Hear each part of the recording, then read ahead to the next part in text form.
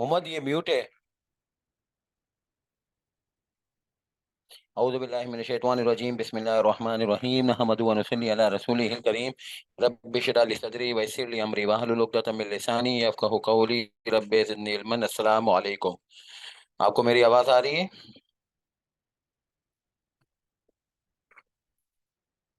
आपको मेरी आवाज़ आ रही है?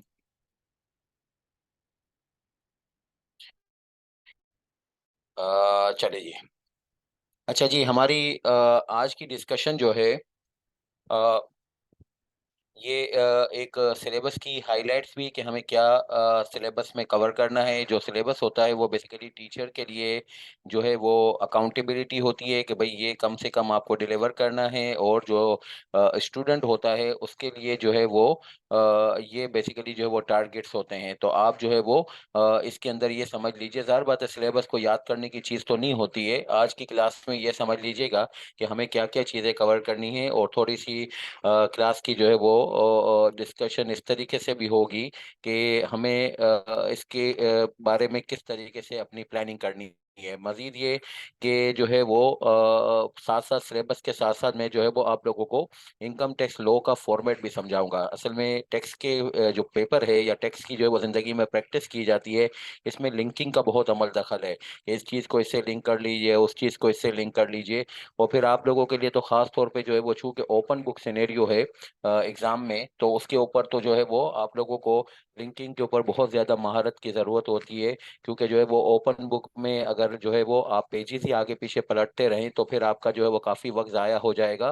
तो आप लोगों को जो है वो बिल्कुल मालूम होना चाहिए कि चार्जेबिलिटी किस सेक्शन में है, विथहोल्डिंग टैक्स किस सेक्शन में है, पेमेंट किस सेक्शन में है, रिफंड किस सेक्शन में है। तो थोड़ी-सी आपको जो है वो मैं फॉर्मेटिंग के बारे में भी डिस्कशन करूँगा।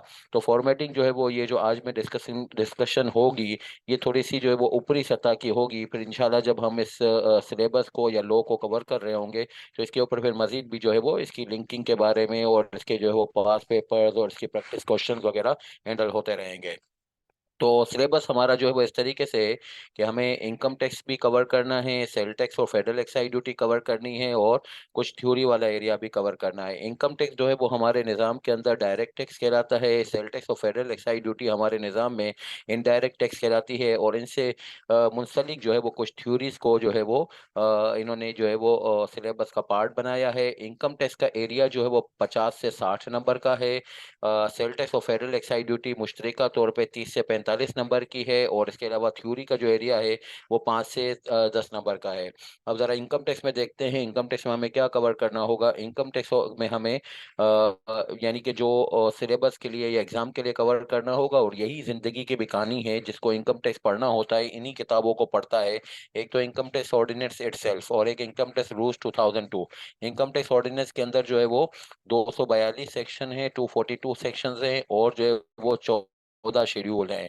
कोई चीज़ किसी सेक्शन में तज़किरा हो रही हो और उसके अंदर कोई लिस्टिंग की ज़रूरत हो, तो नॉर्मली वो लिस्टिंग जो है वो शेड्यूल की शक्ल में होती है। जैसे मिसाल के तौर पे सेक्शन नंबर 4 में लिखा हुआ है कि आपको जो है वो एक टैक्स रेट लगाना है टैक्सेबल इनकम के ऊपर। अब वो टैक्स रेट जो है उसके ऊपर एक बहुत बड़ी डिटेल है कि भाई जो है वो इंडिविजुअल होगा तो टैक्स रेट क्या होगा, और इतनी इनकम होगी तो इतना रेट लगेगा, इतनी इनकम होगी तो इतना रेट लगेगा, जिसको कहते हैं प्रोग्रेसिव टैक्सेशन सिस्टम। कि इनकम जैसे जैसे बढ़ती है रेट रेट भी बढ़ता है।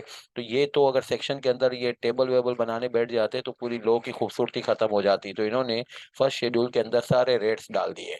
इसी तरीके से अब रेट भी कोई एक थोड़ी है, तकरीबन जो है वो पूरे लॉ के अंदर जो है वो 42 के करीब जो है वो प्रोविजंस ऐसे हैं जिसमें विथहोल्डिंग टैक्स की कहानी है कि भाई बाहर से इनवर्ड रेमिटेंस आती है गुड्स की तो क्या होगा, उसके ऊपर बैंक एक जो है वो टैक्स डिडक्ट करता है। इनवर्ड रेमिटेंस बाहर से आई और वो जो है वो सर्विसेज की है तो क्या, अगर फ्रीलांसर की जो आईटी सर्विसेज वगैरह की इनवर्ड रेमिटेंस आई तो क्या, और फिर जो है वो अगर आप किसी को ब्रोकरेज जो कमीशन पे करते हो तो क्या होगा।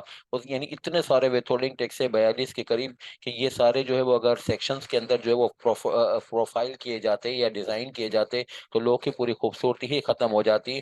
तो इसी तरीके से जैसे कि यहाँ पे मैंने रेट के बारे में कहा कि एक जो है वो डिटेल की ज़रूरत वो थी। इसी तरीके से एक मामला है एग्जामिशन का, सेक्शन 53 में लिखा हुआ है कि आपको इनकम टैक्स लॉ में कुछ एग्जाम्पशंस भी मिलेंगी, यानी इनकम तो होगी मगर उसके ऊपर टैक्स जो है वो माफ कर दिया जाएगा। अब एग्जाम्पशन काफी लोगों को बहुत सारी इनकमों के ऊपर है, उसकी अगेन जो है वो सेक्शन 53 में लिस्टिंग लिखने जाते तो एक खूबसूरती का जो है वो आंसर खत्म होता जाता, तो इसलिए उन्होंने सेकंड स्केड्यूल के अंदर एग्जाम्पशन को डिस्कस कर दिया है। तो इसी तरीके से आपको 14 शेड्यूल में किसी न किसी सेक्शन के मुंसलिक होते हुए कोई ना कोई लिस्टिंग, कोई ना कोई डिटेल वगैरह की, यानी आप इसको ये समझ लीजिए कि जैसे कि कोई किताब होता है तो उसका कोई अनेक्शर होता है, तो ये इनकम टैक्स लॉ में किसी सेक्शन का कोई अनेक्शर होगा। टोटल 14 जो है वो शेड्यूल हमें पढ़ने होंगे और 242 जो है वो सेक्शन पढ़ने होंगे, तो इसके साथ हमारी इनकम टैक्स ऑर्डिनेंस की किताब खत्म होगी। अच्छा, इनकम टैक्स ऑर्डिनेंस जो है वो हमें ये कहता है व्हाट टू डू। अब जो है वो जैसे मिसाल के तौर पे आपको जो है वो ये कहा जाता है कि सेक्शन नंबर 114 में कि आपको जो है वो इनकम टैक्स का रिटर्न फाइल करना होगा, एक जो है वो प्रेस्क्राइब फॉर्मेट के ऊपर। अब वो प्रेस्क्राइब फॉर्मेट क्या होता है ये रूल में लिखा होगा। आपको इनकम टैक्स का रिटर्न फाइल करना होगा ऑनलाइन उन लोगों के लिए जिन लोगों के लिए प्रेस्क्राइब हो। अब ये इनकम टैक्स रूल में लिखा होगा कि किन लोगों को ऑनलाइन फाइल करना है। इसी तरीके से आपको ये कहा जाएगा कि भाई अगर आपको जो है वो नॉट फॉर प्रॉफिट ऑर्गेनाइजेशन को इनकम टैक्स लॉ में रजिस्टर कराना है, नॉट फॉर प्रॉफिट ऑर्गेनाइजेशन को इनकम टैक्स लॉ में रजिस्टर्ड कराते हैं तो फायदा ये होता है कि उसकी इनकम जितनी भी उसकी लाइबिलिटी कंप्यूट होती है इनकम के ऊपर नॉट फॉर प्रॉफिट ऑर्गेनाइजेशन की, नॉर्मली तो उसकी इनकम डोनेशन और ज़कात और खैरात और सदकात और सब्सक्रिप्शन इनसे होती है, मगर ये कि बहरहाल जो है वो इसको भी इनकम टैक्स लॉ कहता है टैक्स करिए, और जितनी लाइबिलिटी होती है उतना ही क्रेडिट मिलेगा। मगर क्रेडिट क्लेम करने के लिए 100% टैक्स क्रेडिट क्लेम करने के लिए आपको नॉट फॉर प्रॉफिट की लाइसेंसिंग लेनी पड़ेगी। और उन्होंने कहा लाइसेंसिंग उस कंडीशंस के साथ मिलेगी जो प्रिस्क्राइब है, वो रूल नंबर 211 है। तो कहने का मकसद ये हुआ कि इनकम टैक्स रूल्स में 232 रूल्स हैं, और ये 232 रूल जो है वो किसी न किसी सेक्शन से लिंक हो रहे होंगे।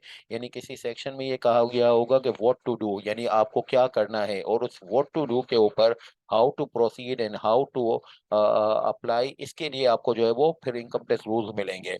तो जिस तरीके से जैसे हमारी जिंदगी के अंदर ये है कि अल्लाह के कलाम में, कुरान पाक में तकरीबन 700 दफा कमोबेश जो है वो नमाज का हुक्म दिया गया है, मगर नमाज का कोई प्रोसीजर ही नहीं है। तो फिर उसके लिए हम क्या करते हैं, हम हदीस में जाते हैं और वहां से हमें नमाज का प्रोसीजर मिलता है कि जब खौफ की हालत हो तो नमाज कैसी पढ़नी चाहिए, बारिश नहीं हो रही तो कैसे पढ़नी चाहिए, बारिश ज्यादा हो गई तो कैसे पढ़नी चाहिए, कोई जो है वो आपकी जो है वो जायज हाजात हो पूरी नहीं हो रही तो सलातुल हाजात कैसे पढ़नी चाहिए, इस्तिखारे की नमाज कैसे पढ़नी चाहिए वगैरह वगैरह, और फर्ज नमाज कैसे पढ़नी चाहिए, ये हर सारी बातें हमें हदीस में मिलती है। तो बेसिकली कुरान ने हमें व्हाट टू डू कहा और हदीस में हम जो है वो हाउ टू डू को ढूंढते हैं। इसी तरीके से शायद इसी सुन्नत को फॉलो करते हुए दुनिया में भी और पाकिस्तान में भी जो कानून बनते हैं उस कानून के साथ हमेशा ऐसा होता है कि एक ऑर्डिनेंस और एक्ट होगा और इसके साथ जो है रूल्स होंगे। रूल्स जो है वो व्हाट टू डू जो कि लॉ में लिखा होगा उसके बारे में हाउ टू डू को प्रिस्क्राइब कर रहे होंगे। अब ये मेरा और आपका जो है वो मुश्तरका जो है वो हिकमत अमली होगी कि कौन से सेक्शन के साथ कौन सा रूल लिंक हो रहा है, और उसके बाद जो उसकी बेसिस पे हमारी जो है वो बेसिकली बात कंक्लूड हो रही होगी। और इसके अलावा जो तीन और चीज़ें जो है वो हमें कनेक्ट करके पढ़नी होगी, इसको प्रैक्टिकल लाइफ में कहते हैं कानूनी आलाए कार, यानी स्टेशनरी इंस्ट्रूमेंट्स। एक चीज़ है एसआरओ, एक चीज़ है सर्कुलर, और एक चीज़ है सर्कुलर लेटर। अभी आपको इसकी डिटेल भी बता देते हैं। अगर कोई सेक्शन में ये लिखा हो कि इसमें भी प्रिस्क्राइब, तो शायद वो रूल की शक्ल में आए या रूल के बगैर आए, मगर बहरहाल जो है वो प्रिस्क्रिप्शन जो है वो लॉ में यानी सेक्शन में अगर कोई लिखी हुई हो, वो प्रिस्क्रिप्शन हमेशा जिस डॉक्यूमेंट के थ्रू आएगी उसका डॉक्यूमेंट का नाम हमेशा एसआरओ होगा। SRO stands for stationery rule and order. बहरहाल स्टेशनरी रूल एंड ऑर्डर के नाम से इसको जिंदगी में कोई नहीं पुकारता, हर कोई इसको एसआरओ ही कहता है, आप भी ऐसा ही कहिएगा। तो SRO will be providing something within any section which was being marked as the as may be prescribed as may be specified, so the specification in the prescription will be pronounced through the SRO. More in some cases 12 tax law काफ़ी complicated जो है वो महसूस किए जाते हैं, और complicated के ऊपर वैरायटी ऑफ जो है वो ट्रीटमेंट आनी शुरू हो जाती है कि भाई कोई ये कहता है कि इसको ऐसे करें, कोई कहता है इसको ऐसे करें। अगर जो है वो 12 इंटरप्रिटेशन के इश्यूज तो रहते हैं और इसके ऊपर जो है अपीलेट अथॉरिटीज अपना काम भी करती है, मगर ये कि बहरहाल बाज़ औक़ात ऐसा होता है कि कोई ऐसी एम्बिगुइटी क्रिएट हो गई जो कि एक वाइड नेचर की हो, यानी कि इसके ऊपर ये महसूस हो रहा हो कि इसमें कोई दो तीन डिफरेंट ट्रीटमेंट नहीं, इसमें तो कोई 40-50 डिफरेंट ट्रीटमेंट निकल आएंगी। तो उसके ऊपर फिर नॉर्मली ये हमने देखा है जिंदगी में, और एफबीआर का इसके ऊपर पावर है सेक्शन 206 के तहत, कि वो जो है वो फिर एक्सप्लेनेशन जारी करते हैं। तो किसी सेक्शन, किसी प्रोविजन के बारे में अगर एक्सप्लेनेशन जारी करनी हो तो वो हमेशा सर्कुलर की शक्ल में आता है। जैसे मिसाल के तौर पे फुल टाइम टीचर और रिसर्चर होता है, तो उसके बारे में लॉ में लिखा हुआ है कि उसकी जो सैलरी की टैक्स लाइबिलिटी है वो 40% से कम हो जाती है। अब ये फुल टाइम का क्या मतलब है, ये लॉ में नहीं लिखा हुआ। अब लोग इसको मुख्तलिफ तरीकों से कहते हैं कि भाई कोई कहता है ये ट्यूशन नहीं पढ़ाता होगा टीचिंग के साथ साथ, कोई ये कहता है कि भाई जो है वो ये फुल टाइम का मतलब है कि कोई और जरिया माश इसका ना हो, कोई कहने लगा कि भाई जो है वो कम से कम 8 घंटे की ड्यूटी जो है वो कॉलेज और स्कूल में पूरा करे तो फिर फुल टाइम होता है। तो इसकी जो है वो वैरायटी ऑफ ट्रीटमेंट जो है वो सामने नजर आनी शुरू हो गई थी। तो इसके ऊपर फिर एसआरओ, फिर इसके ऊपर एक सर्कुलर जारी हुआ जिसका नंबर है सर्कुलर 6/2013। उसके तहत फिर ये एक्सप्लेन किया गया कि भाई फुल टाइम टीचर और रिसर्चर वो होता है जो इदारे के अंदर टीचर और रिसर्च का काम कर रहा हो, और इसके साथ उसी इदारे के अंदर कोई एडमिन का फंक्शन परफॉर्म ना करे। लाइक वहाँ पे हेड मास्टर ना बन जाए, पीटी मास्टर ना बन जाए, मिड म्यूजिक मास्टर ना बन जाए, टाइम कीपर ना बन जाए, या कोई भी जो है वो हेड ऑफ डिपार्टमेंट और इस टाइप की जो, जिसको हम कहें एडमिन रिलेटेड एक्टिविटीज में इन्वॉल्व ना हो जाए। और हमारी प्रोफेशन की बातचीत अगर हम करें तो शायद ये हो कि हम जो फुल टाइम टीचर और रिसर्चर बने और उसके साथ साथ उसी इदारे में हम फाइनेंस का फंक्शन भी देख रहे हो, तो हम फुल टाइम फिर टीचर और रिसर्चर नहीं कहलाएंगे, भले हम मेजोरिटी ऑफ द टाइम में अपना टाइम जो है वो पढ़ाई में, रिसर्च में कंज्यूम कर रहे होंगे, मगर बिकॉज ऑफ द रीजन हम फाइनेंस फंक्शन के लिए भी रेस्पॉन्सिबल है, तो सर्कुलर की बेसिस पे we are not allowed to claim our self as full time teacher और रिसर्चर। तो ये जो है वो बहरहाल सर्कुलर की एक नेचर में आपको समझा रहा हूँ। This is going to announce something which was being widely discuss amongst the users of the law, कि इसको ऐसे भी होना चाहिए, वैसे भी होना चाहिए। अच्छा, सर्कुलर लेटर ये चीज होती है कि this is again an explanation, but this is something कि जिसमें ये हो रहा होता है कि एक सुपीरियर जो है वो एक जूनियर को, यानी कि एफबीआर के निज़ाम में एक पूरी हेरारकी बनी हुई है कि कौन ऊपर है, इसके नीचे कौन है, पूरी हेरारकी यानी ऑर्गेनाइजेशन चार्ट जो है वो सेक्शन 207 में लिखा हुआ है। अब वो 207 में जो ऑर्गेनाइजेशन चार्ट है उसमें बाज औकात सुपीरियर को महसूस होता है कि इंफीरियर कोई पर्टिकुलर, यानी जूनियर जो है वो कोई पर्टिकुलर ट्रीटमेंट के ऊपर रॉन्ग डायरेक्शन में जा रहा है, उसको ऐसे करना चाहिए, वैसे करना चाहिए। तो वो फिर इसको डायरेक्शन अगर देता है तो उसको सर्कुलर लेटर कहते हैं।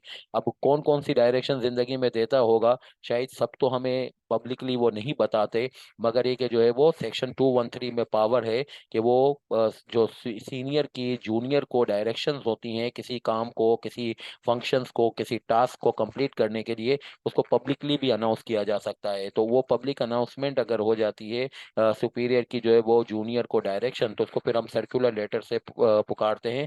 इससे फिर आगे के लिए भी रहनुमाई मिलती है कि यार ये जो है वो बॉस ने कहा है कि इसको ऐसे हैंडल करना चाहिए, तो पब्लिक भी फिर पढ़ के चौकन्नी हो जाती है कि यस शायद मेरा कॉन्सेप्ट गलत था, तो ये सीनियर साहब तो जो है वो जूनियर साहब को ऐसे इसको समझा रहे हैं।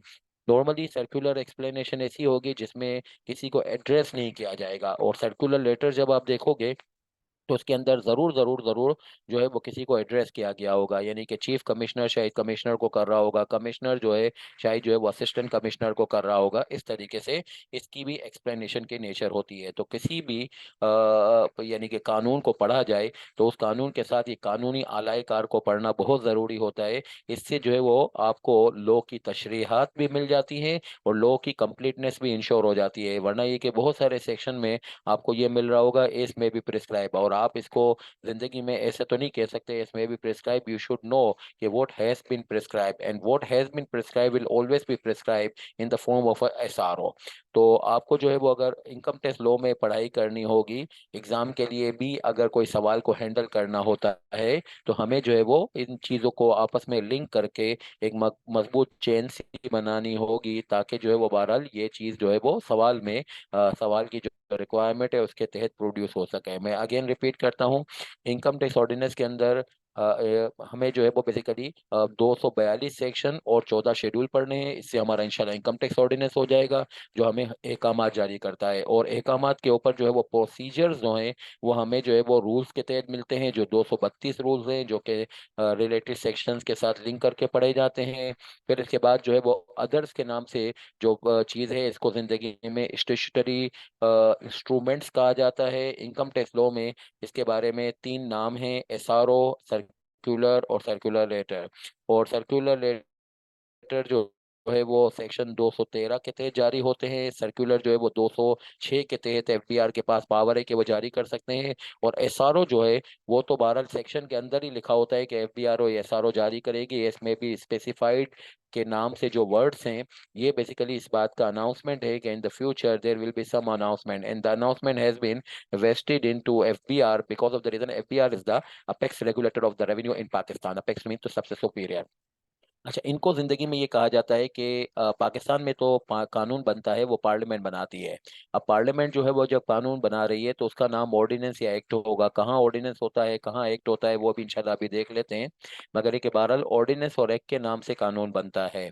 और इसके अंदर जो ये रूल्स आ रहे होते हैं, और ये जो इसके अंदर जो है वो जो स्टेचुटरी इंस्ट्रूमेंट्स आ रहे होते हैं, इनको हम डेलीगेटेड लेजिस्लेशन कहते हैं। डेलीगेटेड लेजिस्लेशन का मतलब ये है कि ये पार्लियामेंट खुद नहीं बना रही। पार्लियामेंट जो है वो बेसिकली ये बना के रोक गई, और इसको जो है वो आपने जिंदगी में कहना है कि ये है primary legislation.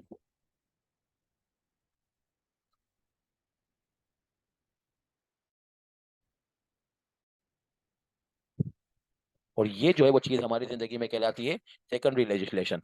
Parliament while making the law is delegating some power to the regulator. The regulator means FBR for the purpose of income tax law.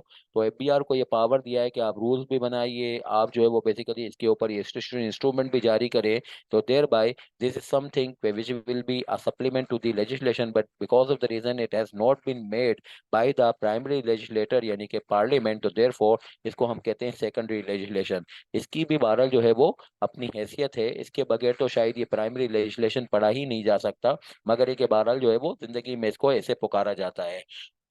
Pakistan में कोई भी कानून पढ़े तो नॉर्मली आप ऐसे ही इसको टर्म करेंगे कि जो कानून बना है वो पार्लियामेंट ने बनाया होगा। और इसके साथ जो ये जो रूल्स और जो है वो स्टेचुटरी इंस्ट्रूमेंट्स हैं, इसको जो है वो उस कानून का जो सरबराह या निगरान यानी जो रेगुलेटर होगा वो बना रहा होगा, और उसको फिर आप डेलीगेटेड लेजिस्लेशन के नाम से पुकारेंगे। अच्छा, अब आइए सेल टैक्स और फेडरल एक्साइज ड्यूटी, इसको इनडायरेक्ट टैक्स कहते हैं। अभी 2 मिनट में आपको समझाते हैं कि इनडायरेक्ट टैक्स का क्या मतलब होता है, unlike the direct tax.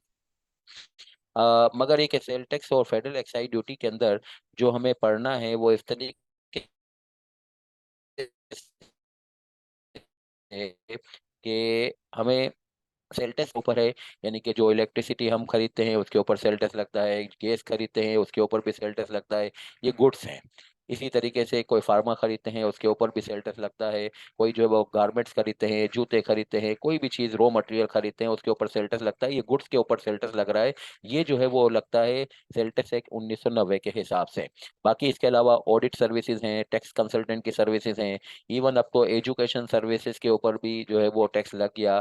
5 lakh रुपए से जायद अगर जो है वो सालाना बिल होता है बच्चे का, आपकी तो मेरे ख्याल में 5 लाख रुपए की सालाना बिल नहीं होती है, तो इसलिए आपको तो बहरहाल ये बर्डन नहीं है। मगर ये कि जो ए लेवल्स वगैरह के बच्चे हैं तो वो स्कूलों में जाते हैं, तो उनके वालदेन को जो टैक्स भरना पड़ता, जो फीस भरनी पड़ती है, उसके ऊपर 3% का जो है वो एक प्रोविंशियल सेल टैक्स भी भरना पड़ता है। तो ये प्रोविंशियल सेल टैक्स क्या होता है, ये सर्विसेज के ऊपर लगता है। हमारे मुल्क में प्रोविंशियल सेल टैक्स के जो है वो टोटल 5 कानून है। एक तो चारों सूबों का एक एक, सिंध, पंजाब, खैबर पख्तूनख्वा, बलूचिस्तान, और एक है इस्लामाबाद का। ये जो चारों सूबों की जो प्रोविंशियल सेल टैक्स है, इसको प्रोविंशियल लॉ की एक सेपरेट सेपरेट अथॉरिटी मॉनिटर करती है, इसको चलाती है। और जो है वो जो इस्लामाबाद का जो सेल टैक्स ऑन सर्विसेज है, इसको एफबीआर चलाता है, क्योंकि एफबीआर के पास ये पावर है। और वो पावर एफबीआर को देने की जरूरत इस वजह से पेश आई कि क्योंकि इस्लामाबाद किसी भी सूबे का हिस्सा नहीं है, तो वहाँ पे सर्विसेज के ऊपर सेल टैक्स जो है वो एफबीआर के जिम्मे ही है। सर, जो गुड्स के ऊपर सेल टैक्स का रेट है, जनरल रेट 18% है। बाकी इसके अलावा सर्विसेज का जो रेट है उसके ऊपर सिंध के अंदर 15% है। खैबर पख्तूनख्वा, बलूचिस्तान और इस्लामाबाद के ऊपर भी 15% है। और पंजाब का सबसे हाईएस्ट रेट है जो कि 16% है। हाँ, दोनों कानूनों में यानी कि गुड्स के ऊपर भी और सर्विसेज के केस में कहीं कहीं रिड्यूस रेट भी है। जैसे कि मिसाल के तौर पे अभी मैंने बताया कि एजुकेशन सर्विसेज के ऊपर सिंध के अंदर रिड्यूस रेट है यानी कि 3% है।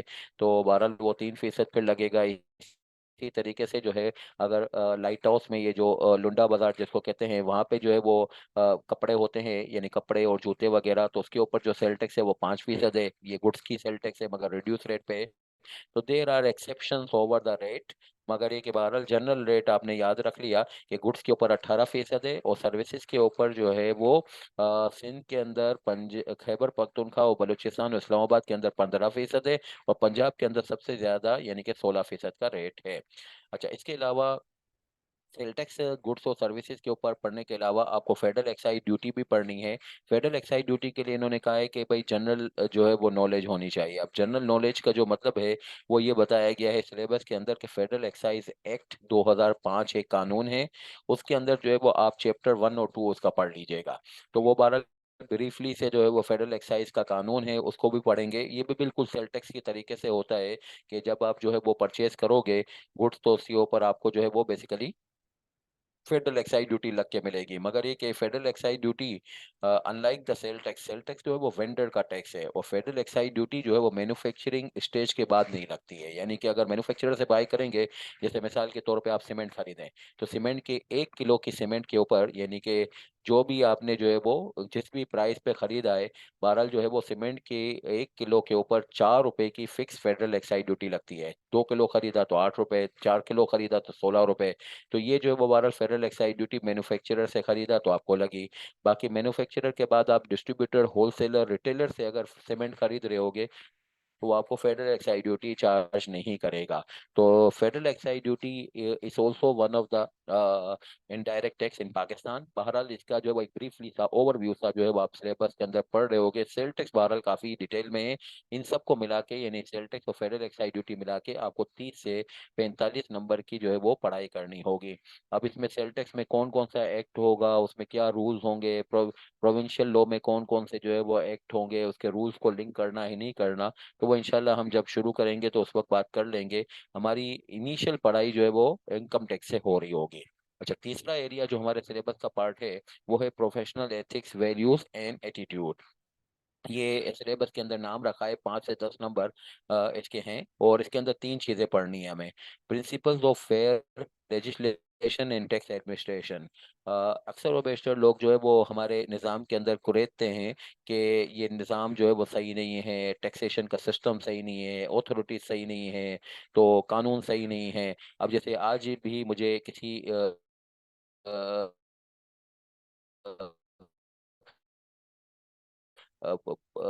जो है वो कहते हैं यार कि ये मुझे आपके असिस्टेंट ने बताया कि भाई इस दफा तो रेट जो है वो 49.5 हो गया है, लास्ट टाइम तो 35 होता था। मैंने कहा यस हो गया है। तो अब वो कहने लगे यार ये 49.5% में टैक्स दे दूं, फिर इसके बाद जो है वो दुकानदार से जो है वो चीजें लेने जाऊंगा तो उसके ऊपर वो 18% का जो है वो मैं उसको जीएसटी दूं, फिर इसके बाद ये बिजली के बिलों में इतने सारे उल्टे सीधी जो है वो टीवी लाइसेंस फी और ये टैक्स और ये एडिशनल सरचार्ज और ये लग जाता है। तो हम क्या गवर्नमेंट के लिए कमा रहे हैं? मैंने कहा you are part of the government, आप कर्नल साहब हैं आप।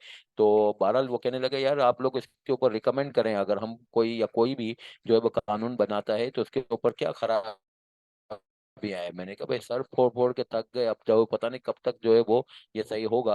अभी तो बहरहाल जो है वो कोई इम्प्रूवमेंट तो नजर नहीं आ रही, हर साल चीजें बिगड़ती ही जा रही हैं, वो फैलती ही जा रही हैं। तो बहरहाल कहने का मकसद ये है, इतने बड़े बड़े लोगों को अभी शिकायत है, आप भी इंशाल्लाह पढ़ोगे तो आप भी कहोगे कि सर ये तो अजीब है, इतना सारा टैक्स और ये इतनी सारी चीजें, इसके अगेंस्ट में सर्विसेज कोई नहीं है, इसके अगेंस्ट में बेनिफिट कोई नहीं है। तो आप जो है वो ये प्रिंसिपल्स को यहाँ पे जानेंगे कि किन प्रिंसिपल्स को टैक्सेशन के निज़ाम में होना चाहिए, और वो हमारे निज़ाम में नहीं है इसीलिए इसको लोग खराब कहते हैं।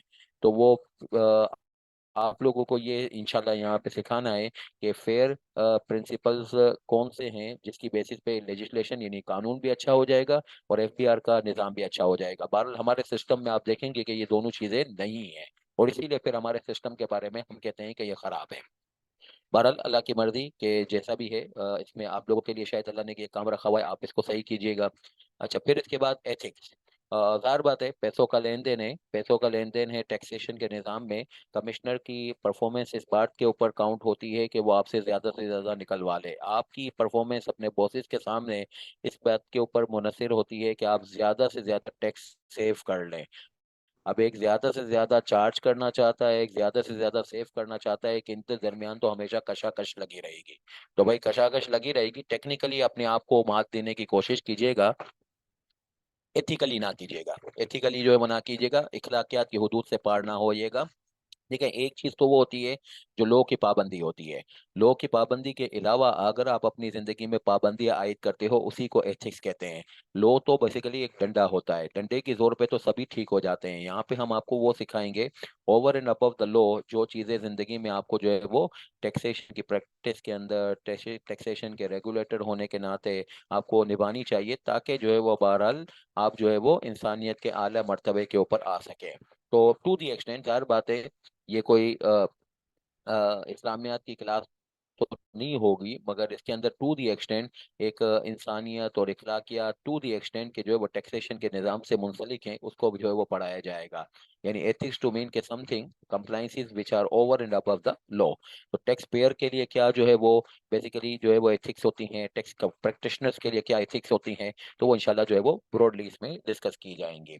फिर इसके बाद जो है वो ये तो पूरे लॉ में ही डिस्कस होता रहेगा कि बहुत सारी जगहों पे आपको लोग यानी आपका जो सिलेबस है उसका नाम है टैक्स प्लानिंग एंड प्रैक्टिसेस, यानी कि टैक्स को प्लान करना, टैक्स को मैनेज करना, ये आपके सिलेबस की एक खास बात है। और ये आपकी ज़िंदगी का एक कोर फंक्शन है। जहाँ पे भी आप जॉब करोगे, इवन आप अपना कारोबार भी शुरू करोगे, तो आप जो है वो शायद ये तो नहीं करोगे कि आप जो है वो इवेजन करो, यानी कि आप ये तो नहीं करोगे कि डबल बुक्स मेंटेन करो, मगर ये कि बहरहाल जहाँ पे जायज़ हुदूद हैं उसके ऊपर रह के आप जो है वो अपनी टैक्स सेव करने की कोशिश करोगे। जैसे मिसाल के तौर पे एक शख्स है, वो कहता है कि मेरे वालिद साहब भी चार्टर्ड अकाउंटेंट है, मैं भी चार्टर्ड अकाउंटेंट हूँ। अब पूछता है आपसे कि मुझे जो है वो अपने वालिद साहब के साथ पार्टनरशिप में फर्म चलानी चाहिए कि हम अलग अलग चलाएं।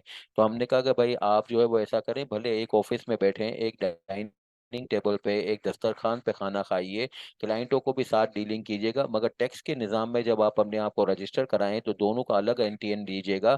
अपने आप को एओपी के तौर पे शो क्यों ना जो कीजिएगा?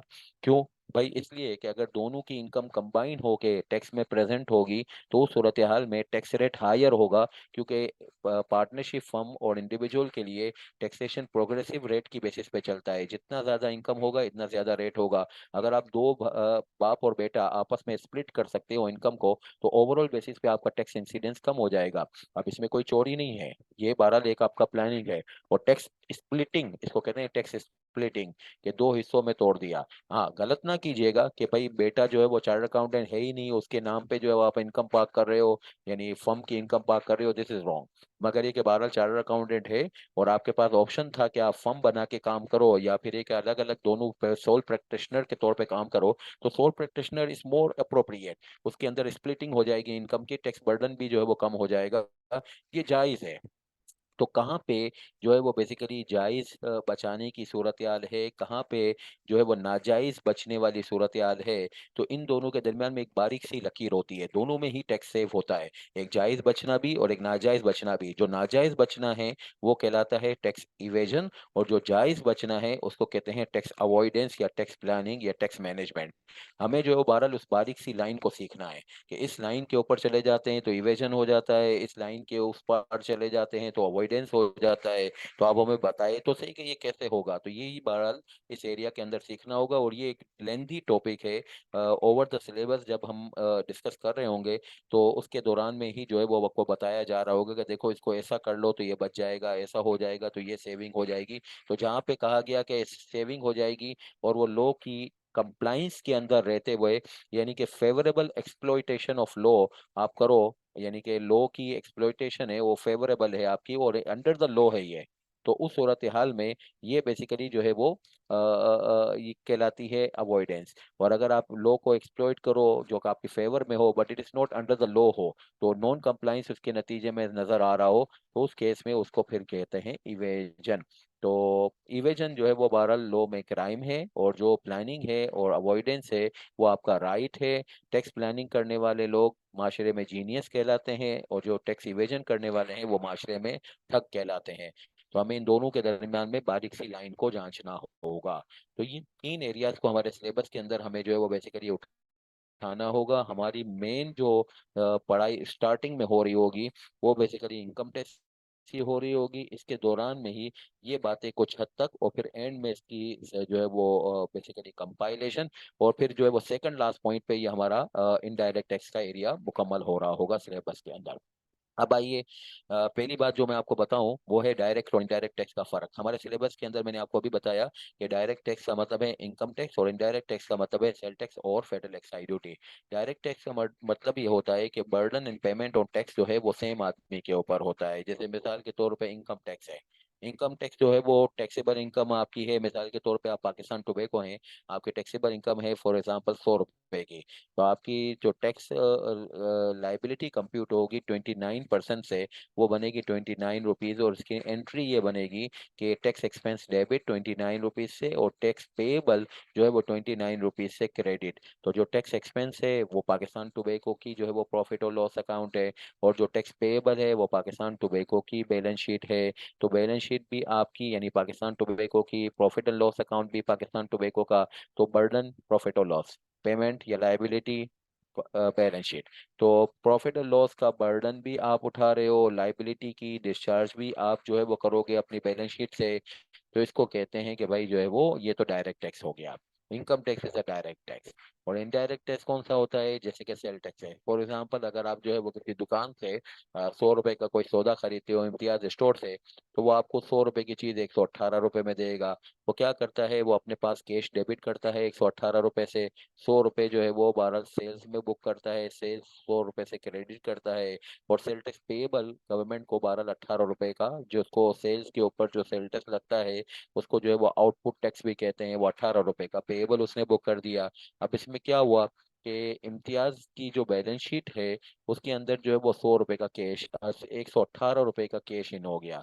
और जो सेल टैक्स पेएबल है 18 रुपए का, वो भी इसकी बैलेंस शीट के अंदर है। तो प्रॉफिट एंड लॉस में बर्डन तो गया ही नहीं। तो बर्डन किसके पास गया? बर्डन इसके कस्टमर के पास गया। फॉर एग्जाम्पल कस्टमर वो रिजवान था, तो रिजवान ने जब जो है वो परचेज किया 100 रुपए की चीज, तो उसने बहरहाल जो है वो 118 रुपए से कैश को क्रेडिट किया, 100 रुपए से जो है वो परचेजेस को डेबिट किया। और जो सेल टैक्स परचेजेस के ऊपर लगता है, और अगर वो बिजनेसमैन है तो वो इसको इनपुट टैक्स कहता है। तो 18 रुपए का वो इनपुट टैक्स डेबिट कर रहा है। तो इसके अंदर जो है वो मेरे ऊपर बहरहाल जो है वो टैक्स का बर्डन पड़ गया। और जो है वो बर्डन जो है वो मेरे ऊपर पड़ा, तो उसने जो है वो पे जो सप्लायर है जिसको सप्लाई चेन कहते हैं, उसने बहरहाल जो है वो इसकी खाली लाइबिलिटी पे की है, लाइबिलिटी वर्कआउट की है। ऐसे टैक्स को इनडायरेक्ट टैक्स कहते हैं। Burden will be shifted to the customer and the payment of the tax will be made by the supplier. This is called indirect tax. Indirect tax हमारे syllabus के लिए services के tax हैं, और इसके अलावा गुड्स के ऊपर भी सेल टैक्स है, और इसके अलावा फेडरल एक्साइज ड्यूटी जो कि गुड्स और सर्विसेज दोनों के ऊपर लगती है, वो भी हमारे सिलेबस का पार्ट है। Payment by one person who will indemnify himself through recovery of the same from another person. Like in our example, Imtiaz store is the one person who is although making the payment to the government, मगर एक ये जो है वो अपने आप को indemnify कर लेता है। किस से इंडेमनीफाई कर लेता है? अपने कस्टमर से। अगर मैं कस्टमर हूँ तो मुझसे वो ले लेता है। तो बर्डन जो है वो कस्टमर का हुआ, और पेमेंट जो है वो सप्लायर की हुई। This is called indirect tax. अच्छा, आप जो मैंने अभी आपको बताया था कि जो कोई भी कानून पढ़ा जाए उस कानून के साथ स्टेचुटरी इंस्ट्रूमेंट्स को अगर कानूनी आलायकार को ना पढ़ा जाए, तो बहरहाल जो है वो फिर वो कानून की गिरफ्त सही तरीके से आपके पास नहीं आएगी। तो इनकम टैक्स लॉ में जो स्टेचुटरी इंस्ट्रूमेंट्स हैं उसके लिए तीन सेक्शंस मौजूद हैं। एक तो एसआरओ है, जो कि एक सेक्शन क्या बहुत सारे सेक्शन में एस में भी प्रिस्क्राइब की जगह लेगा। और इसके अलावा सर्कुलर जो है वो सेक्शन नंबर 206 की फ्लैगशिप पे जारी होते हैं, और सर्कुलर लेटर 213 की फ्लैगशिप पे जारी होते हैं। एसआरओ जो है इसको हम कहते हैं भाई ये तो डेलीगेटेड लेजिस्लेशन है, ये एफबीआर जारी करती है, और ये उस जगह पे फिट होता है, यानी इसका मजमून उस जगह पे फिट होगा जहाँ पे जो है वो लॉ में लिखा होगा एस में बी प्रोवाइडेड, एस में बी स्पेसिफाइड। सर्कुलर जो है वो ये भी एफबीआर जारी करता है, और इसके अंदर जो है वो इसको ने कहा है कि हम लॉ की जरूरत पड़ती है जब जो है वो झगड़ा हो रहा हो, यानी कि डिसएग्रीमेंट्स हो। तो डिसएग्रीमेंट की सूरत हाल में कंसिस्टेंसी और तस्वीर कराने के लिए जो डॉक्यूमेंट जारी होता है एफबीआर की तरफ से, उसको कहते हैं सर्कुलर। और ये जो है वो बहरहाल गुड एडमिनिस्ट्रेशन की निशानी है। और इससे जो है वो टैक्स पेयर्स को जो है वो क्या होता है, इससे इसको गाइडेंस मिलती है। और एफबीआर के जो ऑफिसर्स हैं उनको भी इससे गाइडेंस मिलती है। और अगर जो है वो बात करूं मैं कि जो है वो ये सर्कुलर लेटर्स, तो ये क्या होती हैं, ये इस तरीके से है कि अगर कोई प्रोसीडिंग्स इनकम टैक्स लॉ में चल रही हैं, तो सीआईआर और कोई भी टैक्सेशन ऑफिसर जो है अपने सुपीरियर की तरफ से असिस्टेड हो सकता है, गाइडेड हो सकता है, इंस्ट्रक्टेड हो सकता है। इसमें गाइडेंस की भी नेचर होती है, इसमें असिस्टेंस की यानी सपोर्ट की भी नेचर होती है, इसमें बाज़ औक़ात इंस्ट्रक्शन की भी नेचर होती है। और इसमें जो है वो सुपीरियर जो है वो सबऑर्डिनेट को जो है वो डायरेक्शन दे रही होती हैं। ये जो है वो 206 के तहत सर्कुलर जारी होता है, 213 के तहत जो है वो सर्कुलर लेटर जारी होता है। दोनों की निशानी ये होती है कि एक्सप्लेनेशन तो दोनों में होती है, मगर निशानी ये है इसमें कोई एड्रेस ही नहीं होता। एड्रेसर यानी जो खिताब करने वाला है वो तो एफबीआर है दोनों में। बहरहाल जो है वो जिसको एड्रेस किया जा रहा है, सर्कुलर में किसी को एड्रेस किया नहीं जाता, ये सबके लिए है। मगर ये कि जो है वो सर्कुलर लेटर में ये जो है वो एड्रेस किया जा रहा होता है किसी न किसी अफसर को, किसी न किसी जो है वो एफबीआर के जो है वो निज़ाम के अंदर कोई भी बंदा है उसको। और एज अ रिजल्ट जो है यहाँ पे जो है वो टाइटल भी नजर आ रहा होता है, मगर ये कि ये दोनों ही एफबीआर की वेबसाइट पे मौजूद हैं और वाइडली यूज होते हैं for dealing with any inconsistency और एनी डिसएग्रीमेंट मैटर। अब यहाँ पे एक और बात भी ध्यान में रखनी चाहिए कि अक्सर और बेशतर लोग कहते हैं, जैसे हमारे मजहब में भी ऐसा हो जाता है कि ऐसे हैं लोग कि वो कहते हैं हदीस वदीस को हम नहीं मानते हैं। बहरहाल अब अजीब लोग हैं। हालांकि हदीस को मानना जो है वो कुरान को मानना है, वमा आताकुम रसूल फखुजू वमा नहाकुम अन्हु फंतहू। तुम्हें जो रसूल दें उसको दें, उसको जो है वो तुम वसूल कर लो, और जिससे तुम्हें रोकने की वो बात करें उससे तुम रुक जाओ। ये सूरह हशर में वमा आताकुम रसूल फखुजू वमा नहाकुम अन्हु फंतहू, तुम्हें जो दें उसको वसूल करो, जिससे रोके तुम उससे रुक जाओ। तो ये बहरहाल जो है वो हदीस की सदाकत कुरान से वाज़ेह है। और इसके ऊपर भी बहरहाल जो है वो लोग एतराज कर रहे होते हैं कि नहीं हम इसको नहीं मानेंगे। इवन सर सैयद अहमद खान भी बहरहाल जो है वो इसके ऊपर चले गए थे कि भाई जो है वो कुरान काफ़ी है। और फिर इसके अलावा मुगल बादशाह भी एक जो है वो इसके ऊपर जो है वो दीन इलाही और जो है वो लेके आ गए थे कि नहीं हदीस की जरूरत नहीं है। तो जब हदीस तक ऐसा मामला हो जाता है तो ये दुनिया के कानूनों में भी ये हो जाता है मामला कि हम रूल वूल को फॉलो नहीं करेंगे। तो क्या रूल को और ये जो है वो एसआरओ वगैरह को फॉलो करने की रिक्वायरमेंट है कि नहीं है, इसके ऊपर जरा मैं बातचीत करना चाहूंगा।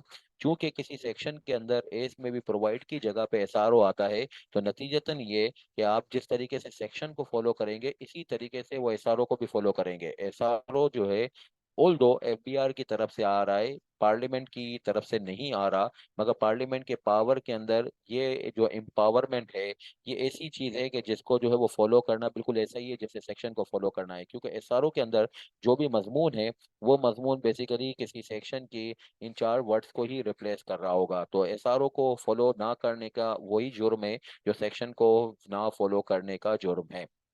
हाँ, सर्कुलर के बारे में ये है कि इन्होंने कहा है कि भाई ये सेक्शन नंबर 214 में लिखा हुआ है। सेक्शन नंबर 214 में ये लिखा हुआ है कि सर्कुलर जो होता है वो डिपार्टमेंटल स्टाफ, ये binding on departmental staff other than CIR.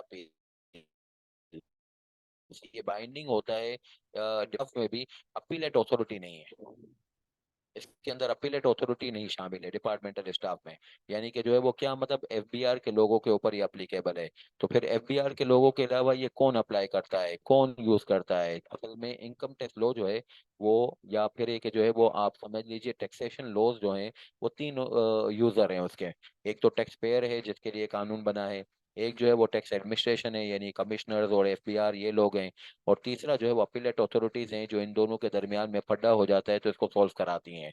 तो ये किसके ऊपर बाइंडिंग होगा सर्कुलर, इसके लिए उन्होंने कहा है कि ये एफबीआर के ऊपर या एफबीआर के डिपार्टमेंटल स्टाफ के ऊपर होगा, अपीलेट अथॉरिटीज के ऊपर नहीं होगा। इसको खास तौर पे इन्होंने एक्सक्लूड कर दिया।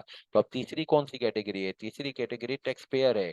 टैक्स पेयर का इधर तस्करा ही नहीं है। While to providing the binding affect they have not discuss the tax payer हजार। तो एज अ रिजल्ट जो है, कभी भी कोई सर्कुलर अगर फॉलो नहीं करें तो उसके ऊपर कभी किसी को आपको पेनल्टी लगते हुए नहीं मिलेगी।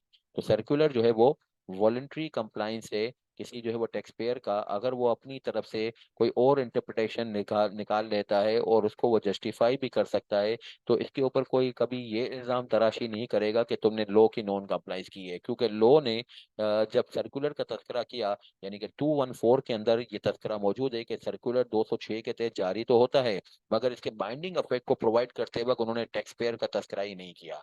एज अ रिजल्ट जो है, अक्सर और बेशतर टैक्स पेयर जो कि नामी गिरामी होते हैं, जो कि जो है वो चीज़ों को बहुत अच्छे तरीके से जानते हैं, वो सर्कुलर के ऊपर क्रिटिसिज्म भी कर रहे होते हैं। इसी तरीके से अपीलेट अथॉरिटीज को बहुत मर्तबा हमने देखा कि वो सर्कुलर को फॉलो नहीं कर रहे, इसलिए नहीं कर रहे कि उनके ऊपर बाइंडिंग नहीं है। यही चीज जो है वो सर्कुलर लेटर के साथ है। सर्कुलर लेटर में भी जब उन्होंने बाइंडिंग इफेक्ट बयान करने शुरू किए, तो उसमें डिपार्टमेंटल स्टाफ का तस्करा किया, अपीलेट अथॉरिटीज को निकाल दिया। मोर ओवर कि जो है वो टैक्स पेयर जो कि मेन है जिसके लिए कानून बना है, उसके ऊपर भी यह बाइंडिंग नहीं है। तो अगर आप सर्कुलर और सर्कुलर लेटर को कभी फॉलो नहीं करेंगे और इसके ऊपर जो है वो कोई आपको पेनल्टी लगाने लगे, तो आप कह दीजिएगा भाई ये तो मेरे ऊपर बाइंडिंग डॉक्यूमेंट ही नहीं है, ये मेरे पास ऑप्शनल डॉक्यूमेंट था, यानी कि नॉन मैंडेटरी डॉक्यूमेंट था। इस नॉन मैंडेटरी डॉक्यूमेंट के ऊपर मेरे ऊपर पेनल्टी नहीं लगनी चाहिए। हाँ, ये भारत इसका तकाजा होता है कि अगर आप ये कहते हो कि भाई ये जो है वो एक्सप्लेनेशन जो है आप सेटिस्फैक्ट्रीली फॉलो नहीं कर रहे, तो फिर आप अपनी तरफ से तो बताइए आप क्या चाहते हैं। तो आइडियली ये नॉन मैंडेटरी है, मगर ये कि जो है वो नॉन मैंडेटरी होने के साथ साथ इसकी जो है वो आपकी एक भरपूर तैयारी होनी चाहिए कि what you are alternatively providing there against. अच्छा, फिर अगली बात, यहाँ पे मैं आपसे ये डिस्कस करना चाहूंगा कि जो मैंने आपसे बात की इनकम टैक्स लॉ में हमें जो है वो 242 सेक्शन और 14 शेड्यूल पूरे करने हैं।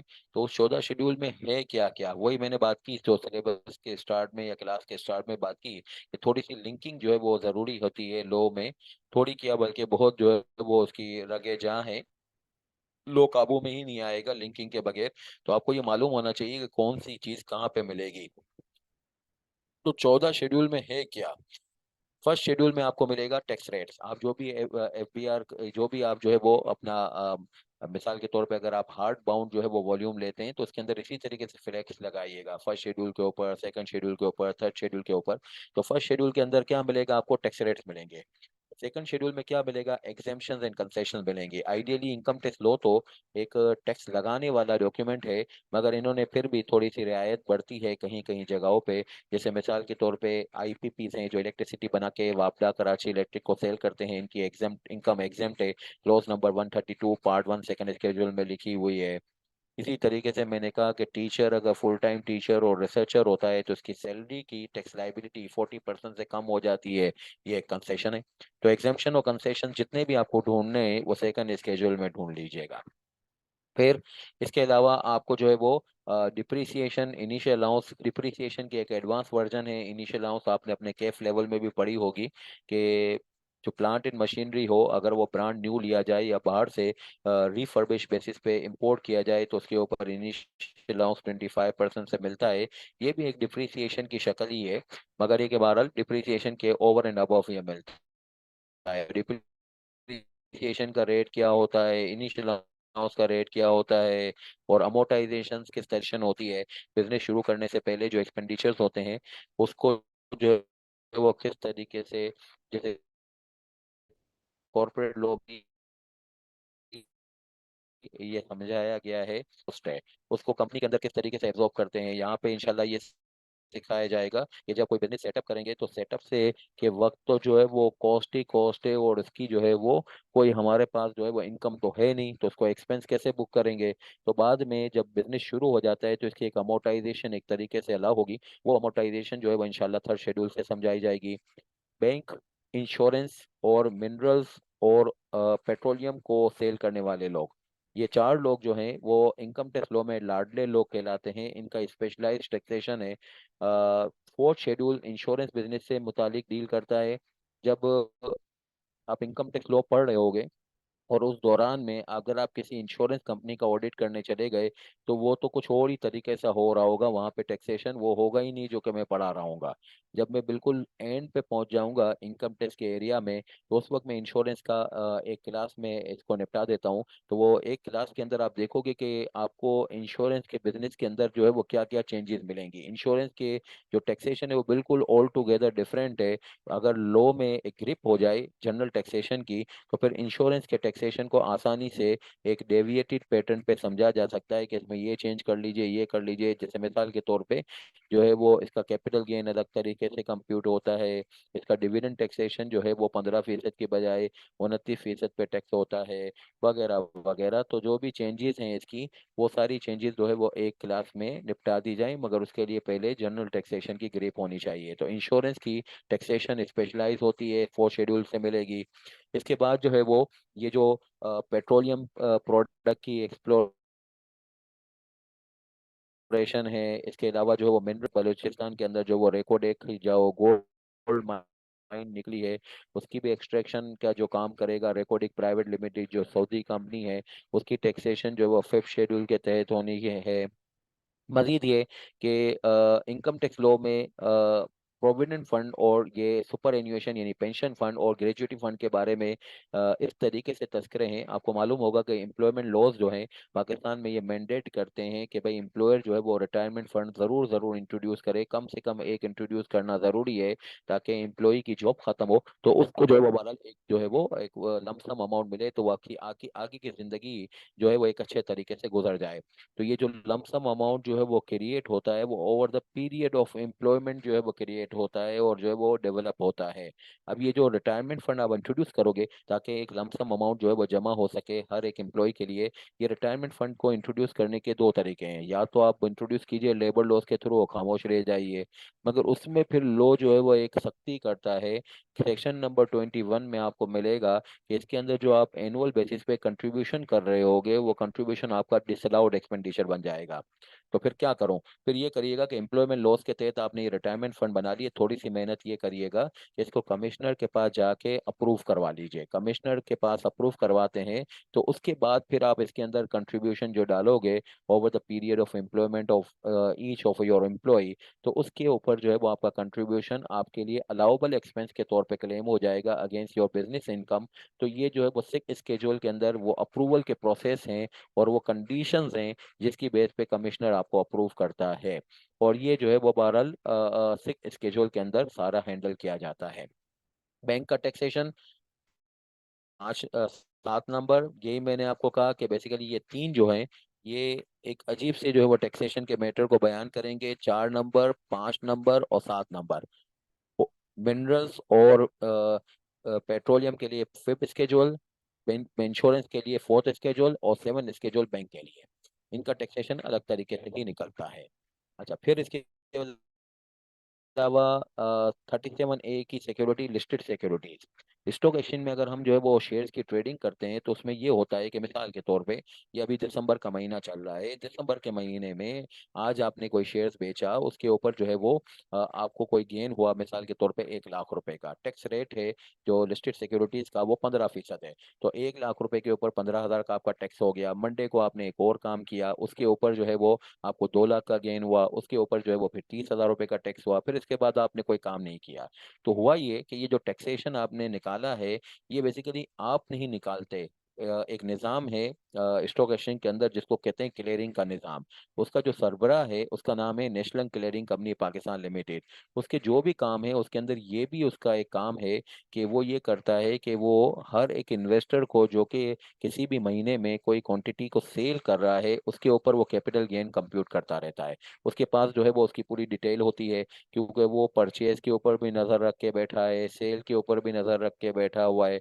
परचेज और सेल को कंपेयर करके वो डेली बेसिस पे आपका कैपिटल गेन निकालता है और फिर उसका टैक्स भी निकालता है। फिर क्या करता है, महीना खत्म हो गया, महीना खत्म होने के बाद अगले महीने की यानी कि दिसंबर का अगर महीना खत्म हुआ तो इसका अगला महीना है जनवरी।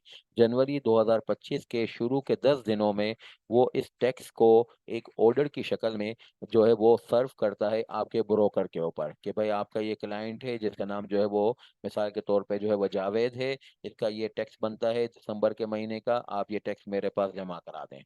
ब्रोकर उसको टैक्स दे देता है, क्योंकि वही एट स्केड्यूल जो मैं यहाँ पे तस्करा कर रहा हूँ उसके अंदर लिखा हुआ ही देना पड़ेगा।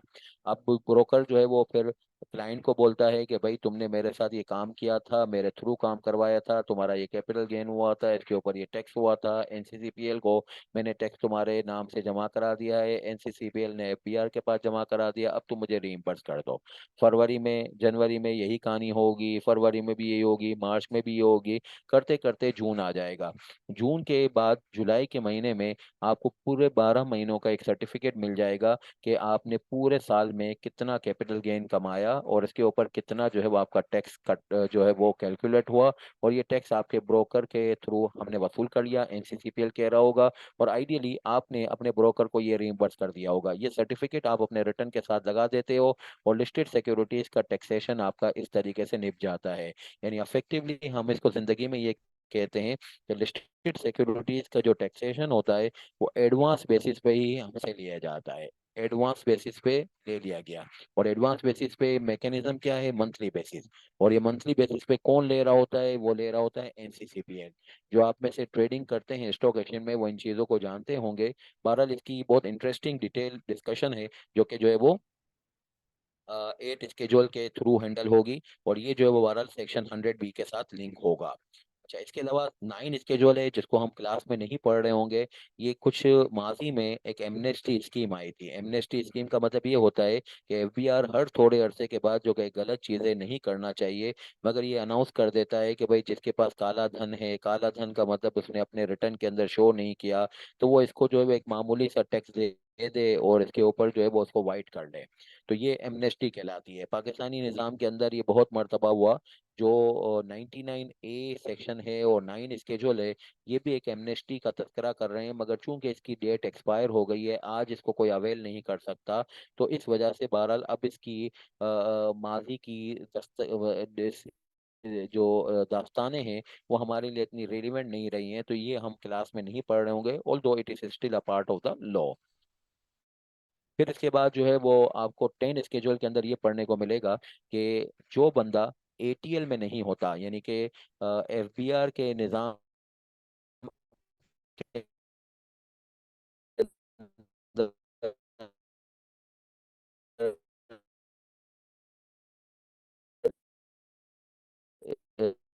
जो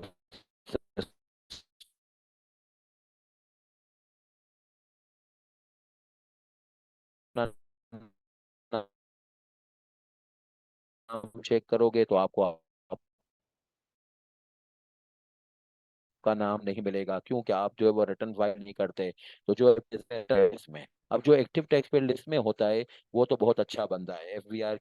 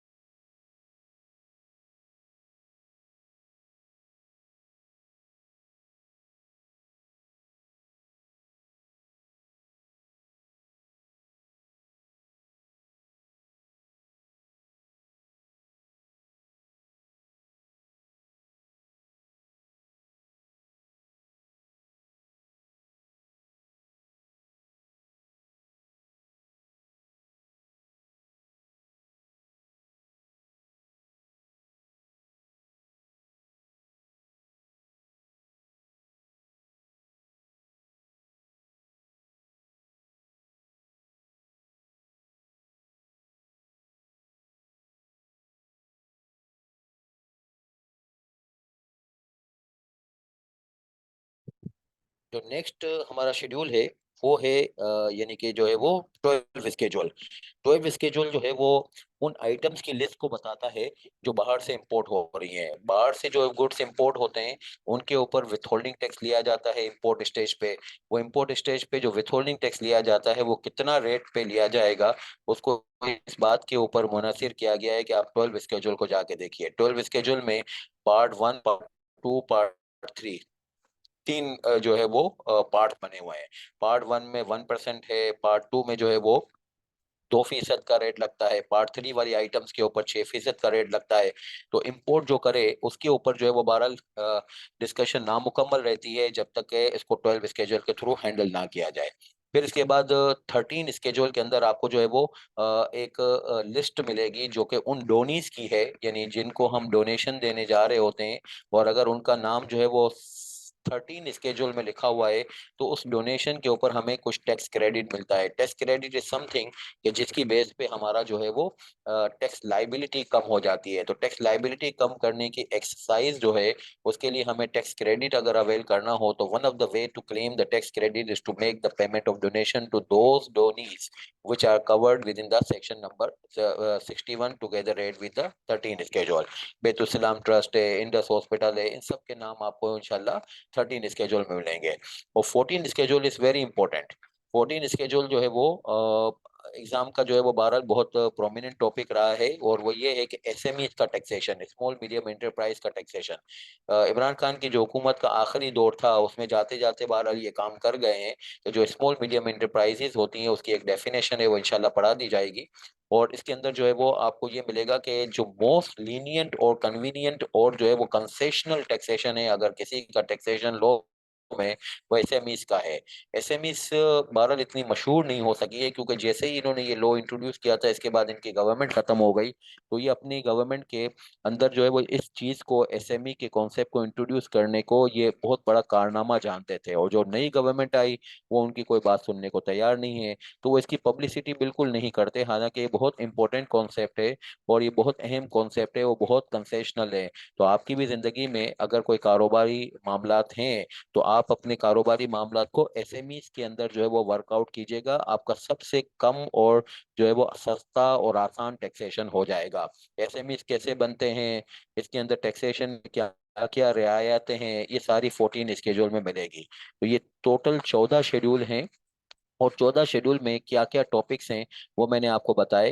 तो जैसे ही हमारी कोई भी डिस्कशन हो रही होगी, जैसे हम थर्ड स्केड्यूल को इस्तेमाल उस वक्त करेंगे जब हमें डिप्रिसिएशन कैलकुलेट करना हो। रेट तो हमारा निकल ही नहीं सकता किसी का जब तक कि हम फर्स्ट स्केड्यूल के ऊपर कमांड ना लें। किसी के टैक्सेशन की माफ़ी की बात हो, किसी के टैक्सेशन के ऊपर कोई रियायत की बात हो, तो एग्जेम्पशन और कंसेशंस के लिए हमें जो है वो सेकंड स्केड्यूल को देखना पड़ेगा। तो this is the way to handle the schedules of the income tax law. अच्छा, नेक्स्ट थिंग, अब मैं आपको ये बताऊं कि जो सेकंड स्केड्यूल में एग्जेम्पशंस और कंसेशंस हैं उससे क्या मुराद है। एग्जेम्पशंस का मतलब होता है कि टैक्स लायबिलिटी माफ हो गई, यानी कि टैक्सेबल इनकम के ऊपर टैक्स लायबिलिटी नहीं निकलेगी। और कंसेशंस का मतलब ये है कि तीन चीजें हैं। ये आपको सेक्शन नंबर 53 के हवाले से बता रहा हूँ। कंसेशन का मतलब ये है कि रेट में कमी हो जाना। रेट में कमी हो जाना मतलब ये है कि जैसे कि मिसाल के तौर पे आपको मैं बताऊं कि जो कंपनियां होती हैं उसका टैक्स रेट है 29%, मगर अगर आप स्मॉल कंपनी हो तो आपका टैक्स रेट 20% है। तो किसी का टैक्स रेट कम हो तो रेट कम होने की बातचीत को कहा जाता है कि ये तो कंसेशन है।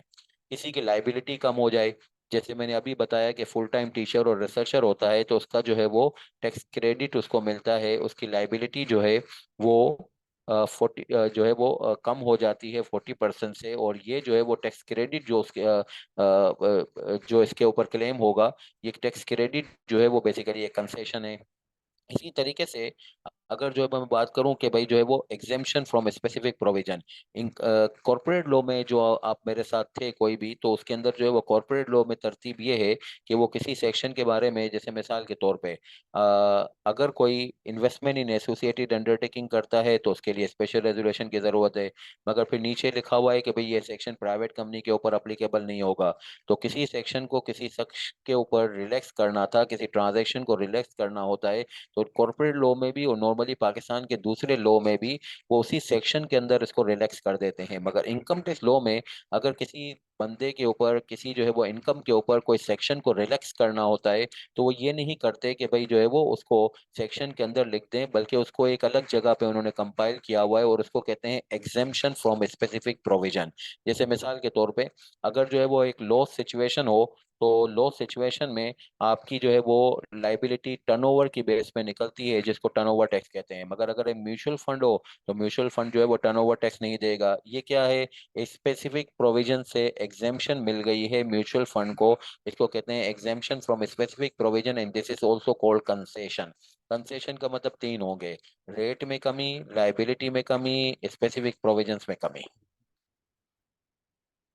तो टैक्स रेट में कमी, लाइबिलिटीज में कमी, या फिर एक लाइबिलिटीज में कमी की एक उमूमी शक्ल है जिसको हम कहते हैं टैक्स क्रेडिट्स। जैसे एनपीओ का भी मैंने बताया 100% टैक्स क्रेडिट है। तो लाइबिलिटी में कमी, इनकम में रेट में कमी, लाइबिलिटी में कमी, और कोई मखसूस सेक्शन को किसी मखसूस इनकम और शख्स के लिए रिलैक्स कर देना, इसको कहते हैं एग्जेम्पशन फ्रॉम स्पेसिफिक प्रोविजन। इन तीनों में से कोई भी बात को पुकारा जाए, इसको कहा जाता है कंसेशन। अच्छा, अब एग्जाम्पशन हमें लॉ में ढूंढनी हो तो हमें कहाँ मिलेगी? सेक्शन 41 से 51 के दरमियान मिलेगी, या सेक्शन 102 में मिलेगी? और अगर दूसरी जगह ढूंढनी हो तो वहाँ पार्ट 1 सेकंड स्केड्यूल में मिलेगा। अभी 2 मिनट में आपको बता देते हैं कि if they have compiled the set of exemptions, तो why there are two sets of exemption. सारी के सारी पार्ट 1 सेकंड स्केड्यूल में क्यों नहीं लिख दी, कुछ सेक्शन में क्यों लिखी है, अभी बताते हैं। अच्छा, जो कंसेशन है उसमें रिडक्शन इन टैक्स रेट्स हैं, वो सारे के सारे आपको मिल जाएंगे पार्ट 2 सेकंड स्केड्यूल में। रिडक्शन इन लाइबिलिटीज जो है वो दो जगहों पे मिलेंगी, या तो सेक्शन 4 सबसेक्शन 3 और 103 में, यानी सेक्शंस में मिलेंगी, या पार्ट 3 सेकंड स्केड्यूल में मिलेगी। और ये जो मैंने बताया कि फुल टाइम टीचर और रिसर्चर की जो 25% की क्रेडिट है, ये 25% का क्रेडिट है, 40% नहीं। 40% पहले था, अब 25% हो गया है। तो 25% का जो फुल टाइम टीचर और रिसर्चर का क्रेडिट है, ये पार्ट 3 सेकंड स्केड्यूल में लिखा हुआ है। फिर आप विथहोल्डिंग टैक्स का क्रेडिट लेते हैं, ये बहरहाल जो है वो सेक्शन 4 सबसेक्शन 3 में लिखा हुआ है। डोनेशन का क्रेडिट लेते हैं, ये सेक्शन 4 सबसेक्शन 3 में लिखा हुआ है। सेक्शन 4 सबसेक्शन 3 फिर रेफर कर देता है 61 में, 61 रेफर कर देता है 14 स्केड्यूल में। तो डोनेशन का क्रेडिट बहरहाल 4 सबसेक्शन 3 से सोर्स होता है। तो दो सेट ऑफ एग्जाम जो है वो बेसिकली क्रेडिट्स मिलेंगे हमें। यहाँ पे भी दो सेक्शन में भी मिल रही है और पार्ट 3 में भी मिल रही है। और एग्जाम्पशन फ्रॉम स्पेसिफिक प्रोविजंस, कोई पर्टिकुलर सेक्शन किसी के ऊपर रिलैक्स हो, वो लाजमी तौर पे आपको जो है वो पार्ट 4 में कंपाइल होता हुआ नजर आएगा। तो ये भी बहुत अहम जो है वो हमारे लिए एग्जाम में और जिंदगी में मैटर होता है, कि हम ये लिंक कर सकें कि कोई पर्टिकुलर कैलकुलेशन और वर्केबिलिटी कर रहे हो, और उसके साथ हम ये कहें कि यार इसके ऊपर हम अप्लाई नहीं करेंगे, ये कहते हुए कि ये तो जो है वो पार्ट 4 सेकंड स्केड्यूल में लिखा हुआ है, इसके ऊपर तो रेट में कम कर दूंगा क्योंकि ये पार्ट 2 सेकंड स्केड्यूल में लिखा हुआ है। तो एग्जेम्पशन और कंसेशंस: एग्जेम्पशन लाइबिलिटी की माफी, कंसेशन रेट की माफी, रेट की कमी, लाइबिलिटी की एक पर्टिकुलर परसेंटेज की माफी, और जो है वो किसी सेक्शन का इतलाक जो है वो खत्म कर दिया जाए, यानी अप्लीकेबिलिटी को खत्म कर दिया जाए।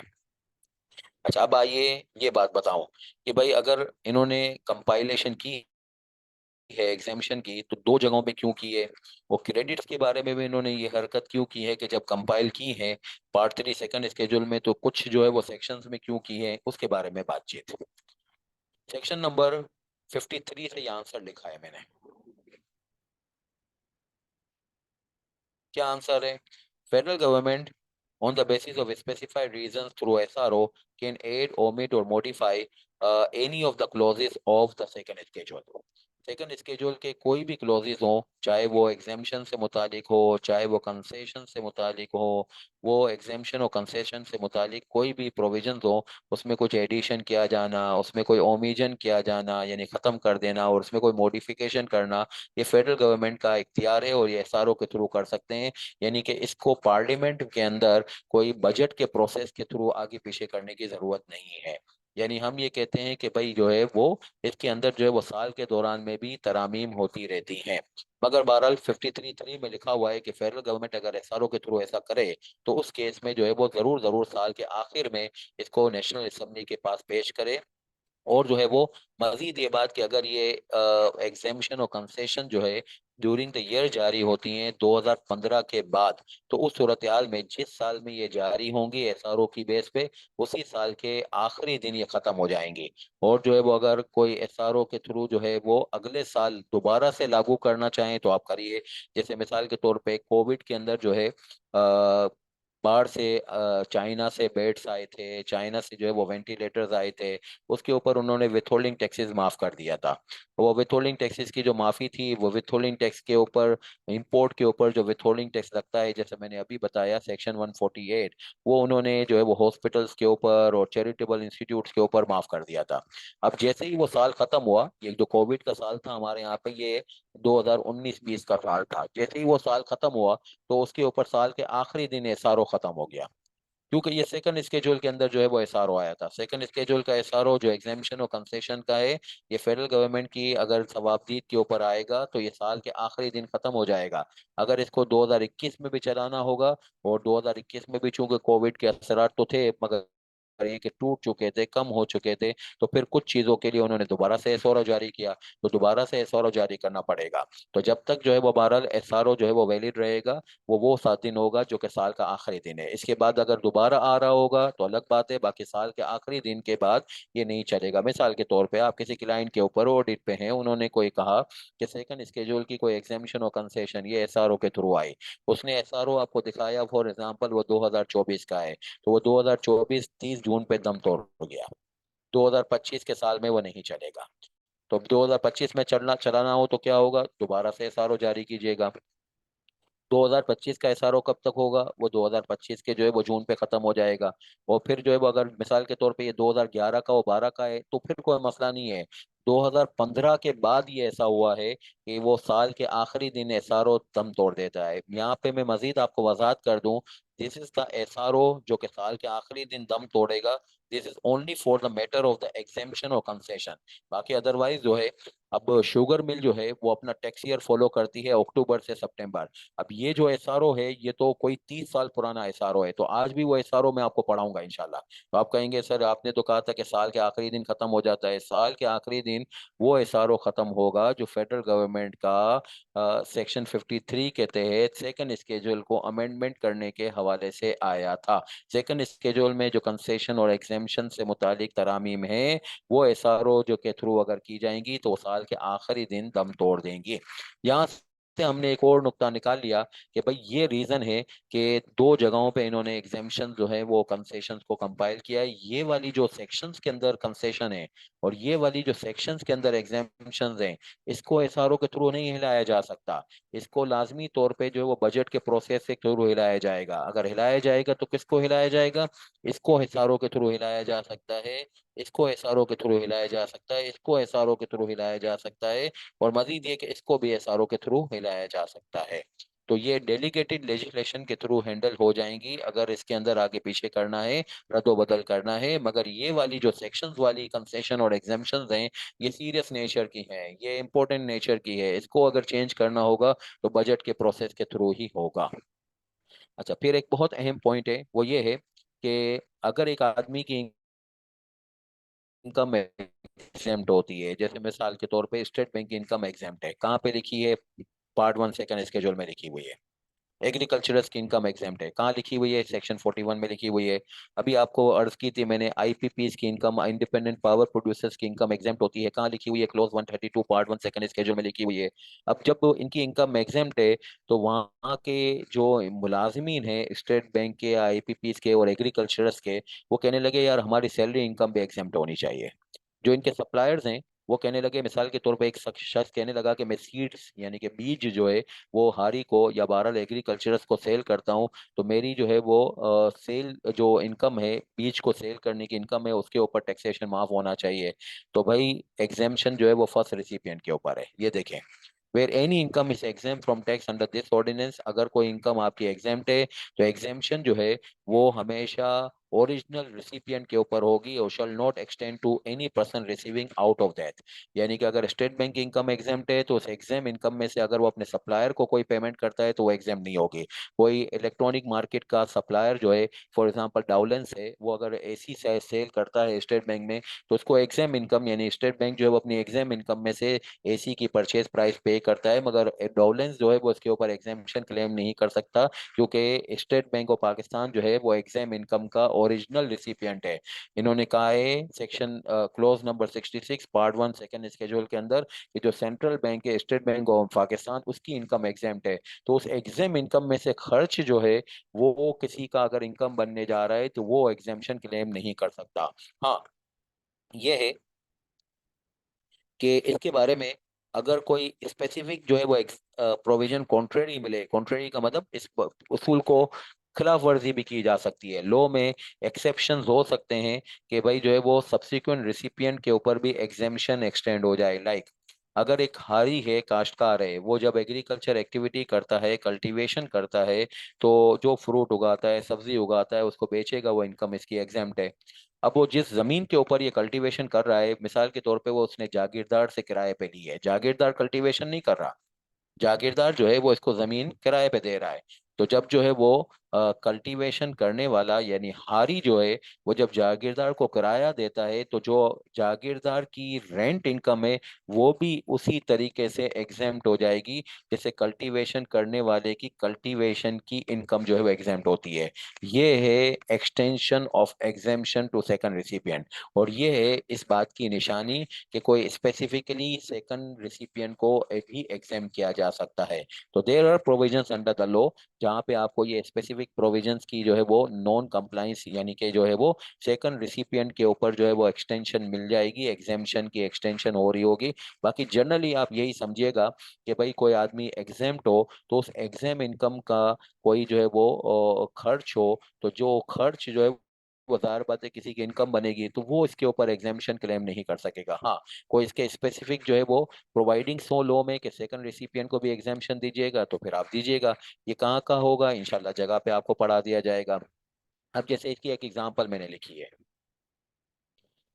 क्लोज नंबर 5105 भी पार्ट 1 सेकंड स्केड्यूल में लिखा हुआ है कि अगर कोई ऐसी इनकम हो जो कि एक टैक्स पेयर को एक कॉर्पोरेट एग्रीकल्चर इनकम से मिल इंटरप्राइज से मिल रही हो, डिस्ट्रीब्यूटेड एज डिविडेंड ऑफ इस इनकम फ्रॉम एग्रीकल्चर। जैसे मिसाल के तौर पे अगर एक एबीसी लिमिटेड है, वो एग्रीकल्चर एक्टिविटी करती है, और जब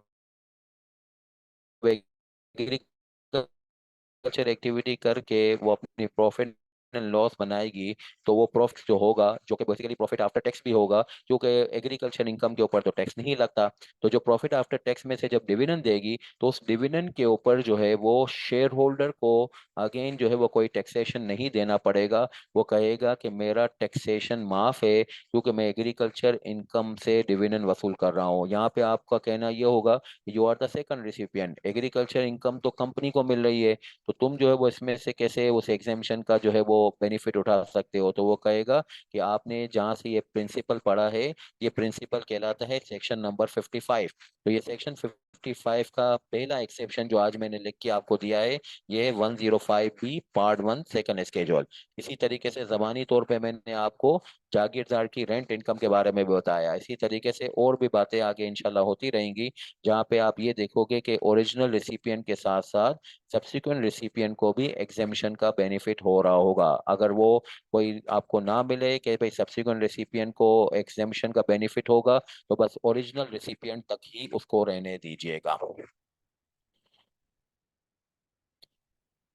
अच्छा, इनकम टैक्स ऑर्डिनेंस जो है, कोई भी कानून पढ़ा जाए तो उसके लिए जो है वो हमें उसका प्रीएम्बल देखना होता है। प्रीएम्बल जो है वो बेसिकली उर्दू में कहते हैं इब्तदाइया। ये बेसिकली आपको ये बताता है कि इस लॉ के अंदर आपको मिलेगा क्या। ये बेसिकली इनकम टैक्स लॉ जो है वो एक ऑर्डिनेंस की शक्ल में है। ऑर्डिनेंस जो है वो बेसिकली आपको मालूम होगा कि जब मुल्क में मार्शल लॉ होता है तो उस वक्त जो है वो मार्शल लॉ की सूरत हाल में पार्लियामेंट तो मौजूद नहीं होती है। पार्लियामेंट का मतलब होता है नेशनल असेंबली और सेनेट, तो वो तो मौजूद नहीं है। तो उस सूरत हाल में कानून कैसे बने, तो फिर जो फौजी जनरल और जो मार्शल लॉ एडमिनिस्ट्रेटर होता है वही कानून बना लेता है और उसको फिर ऑर्डिनेंस के नाम से लागू करता है। तो ये इनकम टैक्स लॉ जो है वो ऑर्डिनेंस की शक्ल में है, और ये पुराना जो लॉ था, यानी आपने जो पढ़ना है वो पढ़ना है इनकम टैक्स ऑर्डिनेंस 2001।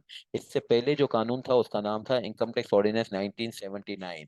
उसको उन्होंने कहा कि वो काफी काफी जो है वो बिखर चुका है, फैल चुका है, तो उसको हम कंसोलिडेट करना चाहते हैं। 1979 का ऑर्डिनेंस है, काफी पुराना भी हो गया है, तो उसको हम अमेंड करना चाहते हैं। तो वो पुराने लॉ को, यानी द लॉ को उन्होंने अमेंड किया और कंसोलिडेट किया, और इसकी बेस पे उन्होंने इनकम टैक्स के सब्जेक्ट के लिए इनकम टैक्स लॉ बना डाला। अब इनकम टैक्स जो है वो जो इनकम टैक्स ऑर्डिनेंस है, वो इनकम टैक्स के सब्जेक्ट के अलावा ये कह रहा है कि हम कुछ इसमें एंसिलरी मैटर्स भी बयान करेंगे। अब इनकम टैक्स लॉ को अगर हम सिलेबस के लिए या अपनी ग्रिप के लिए कंपाइल करना चाहें तो इसमें छह सब्जेक्ट्स हैं टोटल। इनकम को कैसे निकाल के उसके ऊपर लाइबिलिटी को कैसे निकाला जाता है, नंबर वन सब्जेक्ट जो इसका कोर सब्जेक्ट है। और जो एंसिलरी और कनेक्टेड मैटर्स हैं वो मैंने आपके लिए यहाँ पे ये लिखे हैं कि टोटल पांच हैं। कि भाई रिटर्न कैसे फाइल होता है, इनकम टैक्स जो है वो आपने निकाल तो लिया, इनकम भी निकाल ली, लाइबिलिटी भी निकाल ली, मगर वो आपके निकालने से जो है वो एफबीआर को कोई फायदा नहीं होगा। इसको एफबीआर को पहुंचाइए भी तो सही। जिस डॉक्यूमेंट के थ्रू आप पहुंचाते हैं उसको कहते हैं इनकम टैक्स का रिटर्न। और इनकम टैक्स का रिटर्न जो है वो जो बनता है वो आपके रिकॉर्ड की बेस पे बनता है। तो कौन कौन से रिकॉर्ड्स बनते हैं जिसकी बेस पे इनकम टैक्स का रिटर्न बनेगा। फिर जब रिटर्न फाइल करेंगे तो उसकी जो है वो चेकिंग भी होगी, जिसको असेसमेंट एंड ऑडिट कहते हैं। फिर जब जो है वो असेसमेंट और ऑडिट होगा तो इसमें कोई शॉर्ट कमिंग्स आइडेंटिफाई होंगी, तो उसके लिए रिकवरीज और पेनल्टीज भी होंगी। फिर इसके बाद ये कि जो है वो रिकवरीज और पेनल्टीज जब होंगी तो आप हमेशा एग्री नहीं कर रहे होगे, आप बाज़ औक़ात डिसएग्री भी करना चाहोगे, तो उसके लिए अपील का सिस्टम है। और फिर जो है वो ये सारे निज़ाम को कि रिटर्न मुझे किसको फाइल करना है, कौन मेरी असेसमेंट कर सकता है, रिकवरी करने आएगा तो कैसे रिकवर करेगा, और किसके पास जाके मुझे अपील करनी है, इसके लिए सारी चीज़ों को जानने के लिए एडमिनिस्ट्रेशन को जानना बहुत ज़रूरी है कि who is responsible for which work and accordingly for which matter I have to deal with someone, कि वो कौन है, इसके लिए मुझे एडमिनिस्ट्रेशन जाननी पड़ेगी। तो ये पांच चीज़ों को पढ़ लेना, ये एंसिलरी और कनेक्टेड सब्जेक्ट्स हो जाएंगे उस मेन सब्जेक्ट के लिए जो कि इनकम टैक्स का जो है वो मेन खासा है, यानी इनकम निकाल के उसके ऊपर लाइबिलिटी निकालना। तो अगर कोई कहे कि भाई जो है वो पूरे 242 सेक्शन के अंदर आपने क्या हासिल किया, तो आप कहोगे इनकम के ऊपर टैक्स निकालना और एंसिलरी सब्जेक्ट्स को निभाना। तो एंसिलरी सब्जेक्ट्स को निभाने का मतलब return, assessment, recovery, appeals and administration. अच्छा, अब मजीद ये बात कि इनकम टैक्स लॉ के अंदर एक सेक्शन 239 है, उसकी हेडिंग है, उसके अंदर लिखा हुआ है सेविंग्स। सेविंग्स का मतलब ये है कि पुराने लॉ, यानी अभी मैंने आपको बताया कि इनकम टैक्स ऑर्डिनेंस 2001 आप पढ़ रहे हो, इससे पहले था इनकम टैक्स ऑर्डिनेंस 1979। 1979 के ऑर्डिनेंस के कुछ सेक्शन या कुछ बातें आज भी हम अप्लाई करते हैं। क्यों अप्लाई करते हैं? क्योंकि इनकम टैक्स ऑर्डिनेंस 2001 ने हमें कहा है। वो कहाँ पे कहा है? सेक्शन नंबर 239 में। अब सेक्शन नंबर 239 के सब सेक्शन 1 में लिखा हुआ है कि अगर आपका असेसमेंट, यानी आपकी टैक्सेशन जो है वो 2002 से पहले की है, यानी कि इसको कहते हैं कि भाई टैक्स ईयर 2002 तक की है, टैक्स ईयर दो यानी 30/6 दो 2002 के बाद जो है टैक्स ईयर 2003 शुरू हो जाता है। तो 2002 तक की अगर आपकी जो है वो टैक्स के मैटर हैं वो पुराने लॉ से हैंडल होंगे। यानी आप अगर कोई किसी जगह पे कोई पुराने केसेस वगैरह देख रहे हो और वो 2000 के हैं, 1999 के हैं, तो उसको आप इनकम टैक्स ऑर्डिनेंस से ना देखिएगा, उसको आप रिपील लॉ के थ्रू देखिएगा। जो कानून खत्म हो गया उसको रिपील लॉ कहते हैं। तो आप कहें कि कोई कहेगा कि यार पुरानी किताब को क्यों फॉलो कर रहे हैं, तो इसलिए फॉलो कर रहे हैं कि नई किताब ने कहा है कि 2002 के 1 जुलाई के बाद से जो सब्जेक्ट्स हैं वो यहाँ पे डील होंगे, बाकी इसके अलावा पुराने लॉ को देखिएगा। मजीद पुराने लॉ के सर्कुलर्स और सर्कुलर लेटर्स हैं, तो क्या मैं उसको आज भी इस्तेमाल कर सकता हूँ? सर्कुलर और सर्कुलर लेटर्स जो पुराने लॉ के हैं, अगर उसमें आपको नए लॉ में कोई इनकंसिस्टेंसी नजर नहीं आती तो आप उसको इस्तेमाल ना कीजिएगा। यानी इनकंसिस्टेंसी नजर आती है तो छोड़ दीजिएगा, इनकंसिस्टेंसी नजर नहीं आती तो उसको इस्तेमाल कर लीजिएगा। मिसाल के तौर पे एफबीआर का एक सर्कुलर है, उस सर्कुलर में ये लिखा हुआ है, सर्कुलर 11/1980, उसके अंदर ये लिखा हुआ है कि आप जो है वो रिटायरमेंट फंड को अगर अप्रूव नहीं कराते तो उस सूरत हाल में रिटायरमेंट फंड अगर अप्रूव नहीं कराते तो कंट्रीब्यूशन तो आपका डिसअलाउ हो गया, बिल्कुल डिसअलाउ हो गया, अभी बताया अभी। मगर जब जो है वो कंट्रीब्यूशन डिसअलाउ हो गया, मगर मैं उसमें से जब फाइनल पेमेंट करता हूँ एम्प्लॉय को, तो फिर क्या होगा, इसके बारे में लॉ में कहीं लिखा ही नहीं हुआ। तो इस सर्कुलर में, सर्कुलर 11/1980 में लिखा हुआ है, इतने पुराने सर्कुलर में, कि वो कंट्रीब्यूशन भले डिसअलाउ हो गया, मगर जब आप पेमेंट करने लगो एम्प्लॉय को, तो एम्प्लॉय का अगर सैलरी के ऊपर कोई विथहोल्डिंग टैक्स आपको काटना चाहिए था तो वो काट लीजिए। अब आपकी पेमेंट को हम एक्सपेंस के तौर पे अलाउ कर देंगे। हम एक्सपेंस के तौर पे इंशाल्लाह एग्जाम में भी क्लेम करेंगे, प्रैक्टिकल लाइफ में भी क्लेम कर रहे होंगे। तो कोई कहेगा कि यार कंट्रीब्यूशन को क्यों डिसअलाउ किया था, वो इसलिए कि इस सर्कुलर में भी लिखा हुआ है और नए लॉ में भी लिखा हुआ है। तो पेमेंट को क्यों अलाउ कर दिया, तो पेमेंट के बारे में तो कुछ लिखा ही नहीं हुआ नए लॉ में। तो पुराने सर्कुलर को क्यों फॉलो कर रहे हो भाई, इसलिए फॉलो कर रहा हूँ कि उसको फॉलो करने में नए लॉ में कोई रुकावट नहीं आ रही है। अब एक और बात, सर्कुलर 19 ऑफ 1967 है। उसके अंदर ये लिखा हुआ है कि अगर आप आईकेप को या कोई और प्रोफेशनल इंस्टीट्यूट को, कोई अगर आप जो है एनुअल सब्सक्रिप्शन पे करते हो, तो आप अपनी सैलरी इनकम के सामने उसको एक्सपेंस के तौर पे क्लेम कर सकते हो। मगर आज का जो सेक्शन है, यानी section 12 sub section 4 income tax ordinance में, उसमें ये लिखा हुआ है कि सैलरी में कोई भी अलाउबल एक्सपेंस क्लेम नहीं कर सकते, भले आपकी कोई एक्सपेंस हो, मगर आप सैलरी में से उसको माइनस नहीं कर सकते। सैलरी में कोई एक्सपेंस क्लेम करने की इजाजत नहीं है। अब वो सर्कुलर को क्या करूं, वो सर्कुलर को छोड़ दीजिए। इसलिए छोड़ दीजिए कि उस सर्कुलर की कंप्लाइंस के चक्करों में आप इनकम टैक्स लॉ की नॉन कंप्लाइंस कर लेंगे। तो वो ग्रेजुटी वाला क्यों, क्योंकि ग्रेजुटी की जो पेमेंट का सब्जेक्ट है वो इनकम टैक्स लॉ में कहीं डिस्कस नहीं हो रहा आज के। तो उसकी पुराने सर्कुलर को फॉलो करने के ऊपर नए लॉ में कोई जो है वो तजलील का और कोई जो है वो रुकावट का बाइस नहीं है। नतीजतन पुराने सर्कुलर को फॉलो कर सकते हैं। तो पुराने सर्कुलर को उस हद तक फॉलो कीजिएगा जब तक वो नए लॉ से इनकंसिस्टेंट ना हो। इनकंसिस्टेंसी आ जाए तो नया लॉ जीत जाएगा। अब एसआरओ का क्या करूं, पुराने एसआरओ, यानी पुराने लो के एसआरओ आपको क्लास में पढ़ाई भी जाएंगे, तो उसको आप बिल्कुल कंटिन्यू रखिएगा जब तक कि उसको मॉडिफाई और विड्रॉ ना कर लीजिए। इसके अंदर ये एक सिस्टम नहीं है कि इनकंसिस्टेंसी को चेक कीजिएगा, इनकंसिस्टेंसी हो या नहीं हो, भाई एसआरओ को तो मैं फॉलो करूंगा पुराने वाले लो को, जब तक कि एफबीआर खुद इसको मॉडिफाई ना कर दे या विड्रॉ ना कर दे। तो ये बहुत अहम चीजें होती हैं प्रैक्टिकल लाइफ में भी और एग्जाम में भी, कि पुराने लॉ को, सर्कुलर को, पुराने लॉ के सर्कुलर को, एसआरओ को आप क्यों इस्तेमाल कर रहे हो, क्यों इस्तेमाल नहीं कर रहे। जाहिर बात है हर क्लास में ये नहीं समझाया जा सकेगा। बस आप आज की क्लास को ये वाली बात को याद रखिएगा। इसी की दलील की बेस पे हम पुराने लॉ के सर्कुलर्स और एसआरओज वगैरह को भी इस्तेमाल कर रहे होंगे। ये पहला वाला पॉइंट शायद एग्जाम के लिए इतना रिलेवेंट तो नहीं है, मगर आपको जिंदगी में काम आएगा। या बहरहाल एहतियातन मैंने बता दिया कि 2002 की जुलाई के बाद के सब्जेक्ट्स होंगे वो इनकम टैक्स ऑर्डिनेंस 2001 से हैंडल होंगे। बाकी अदरवाइज इससे पहले के सब्जेक्ट्स हों, जिसको कहा जाता है टैक्स ईयर 2002 तक के सब्जेक्ट हों, तो वो फिर आप 1979 के ऑर्डिनेंस से हैंडल कीजिएगा। तो ये थी हमारी आज की क्लास। अल्लाह का शुक्र है हमने इनकम टैक्स लॉ का एक फॉर्मेट जो है वो पूरा सीख लिया। इंशाल्लाह अगली क्लास में हम सेक्शन नंबर 1 से इनकम टैक्स लॉ को पढ़ने जाएंगे। आज की क्लास में हमने सिलेबस को समझ लिया, फिर इसके अलावा लॉ को कैसे पढ़ना चाहिए, यानी कि उसकी फॉर्मेटिंग क्या है उसके बारे में बातचीत, थोड़ी सी लिंकिंग वगैरह जितनी पॉसिबल थी। आज की क्लास में क्योंकि पहली पहली क्लास थी तो उस वक्त एक ब्रीफ सा मैंने लिंकिंग वगैरह का भी थोड़ा सा तज़किरा किया। क्लास का फॉर्मेट हमारा इस तरीके से है कि आप जो है वो जो भी क्लास में लाइव आएंगे बहरहाल मोस्ट वेलकम, जो नहीं आएंगे तो बहरहाल उनके लिए रिकॉर्डिंग की भी फैसिलिटी है।